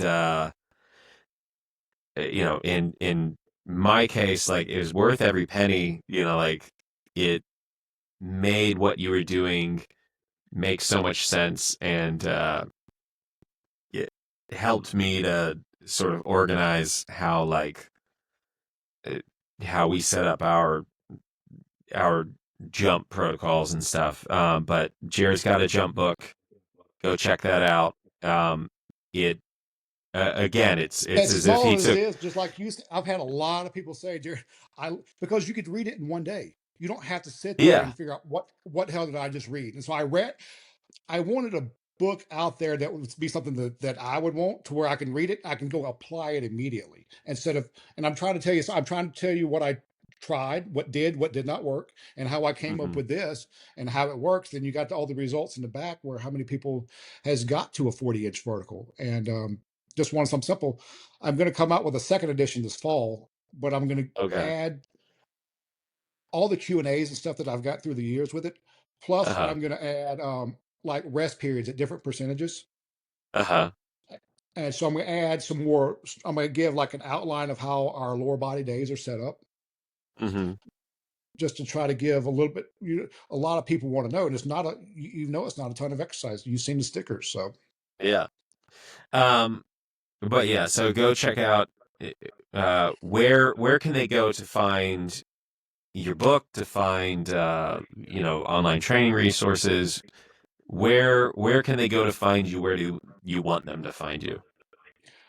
the if they went to Instagram, Explosive Mechanics, I've got Linktree. You can pull that stuff up from there, or just the website, explosivemechanics.com. I know my website's not great. I need to do a lot better job of putting some more information up there. YouTube channels just cover some podcasts and teachings and things like that. Hmm. Um, I've got a podcast I'm going to do this Friday. This is because I get so many questions, and sometimes I don't know that I know these different things. And Hmm. so I've got a kid. I'm trying to think back like I would want to be as far as because you get so many kids at the gym that think what I do is cool. And so Yeah. they'll sit there and just hammer me and ask me all kind of questions because they it's surprising the kids at the gym will listen to the podcast because I'm trying to teach on that stuff, and they'll start coming to the gym and start asking me questions. So they're starting to try to learn. Hmm. And said, so I said, what I want you to do, I want you to go buy this book, and I want you to read. I'm going to read a chapter.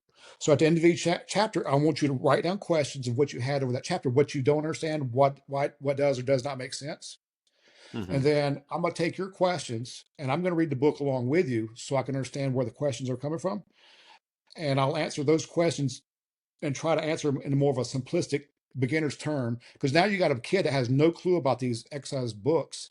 And now they're reading it for the first time. They get their eyes open just like I did. And now I can try to explain it, which these books are really not in school. So you don't have Hmm. anybody to help teach and refeed you the information because you don't have a teacher to raise your hand and say, hey, what does this actually mean? Yeah. And so, because they're now trying to go to their friends in school to try, like, why do you, because some of the kids that don't come to gym will call us out on some of the stuff we do. And so these kids are trying to back up the gym and what we do. So now I'm trying to help them explain stuff to their friends to where, because once you get about 2 or 3 questions deep with their friends, they don't know where to go. Jared, well, I got stuck there. I didn't know what to do because Hmm. a high school kid don't know anything. Even if they read the books, they don't have the experience. And then they don't know how to interpret what they read. So that's kind of, and you get some people out there that hear the stuff for the first time, and if now you can explain it to them instead of just tell it to them. So now you got my years of experience with the gym, you got what the research says, and you got what I'm finding out. If they would have done the research this way, they would actually got the result they were actually hoping for in order to get that. But that's kind of the gist of that. But this has been another episode of the Burn the Ladders podcast. Thank you again, Jared. And again, you can follow Jared on Instagram at Explosive Mechanics. Uh, you've got like a personal Yeah, profile I as don't well. check. I don't Yeah, I know don't which. check that. I mean, Yeah, it's there, and I got on Twitter for a while, like boom, boom, boom, and S yeah, explosive MEC, but I don't really. yeah. I click on Twitter just to get rid of the red notifications off of it, so I don't have to see the red notifications on my phone. There But you I don't go. get pop-up message, like, so someone messaged me through Instagram. They may be sitting there for a day or two because I don't have the notifications up to where I don't want my phone covered on all this stuff. Yeah. So, All thank right. you, Michael, for having me on. Yeah, no problem. And go listen to Jared's podcast. Literally, there's episodes of Jared's podcast that I've listened to 3 or 4 times. And again, I don't say anything nice just because the person is in front of me. I'll leave my insults for Jared off air, but I'm a tough friend. Um, but this has been another episode of the Burn the Ladders podcast, and we will, of course, I'm just going to inform Jared. We'll have him back on uh, at some point in the future to continue these conversations and force him to allow me to extract new things from him. Um, so take care, everybody.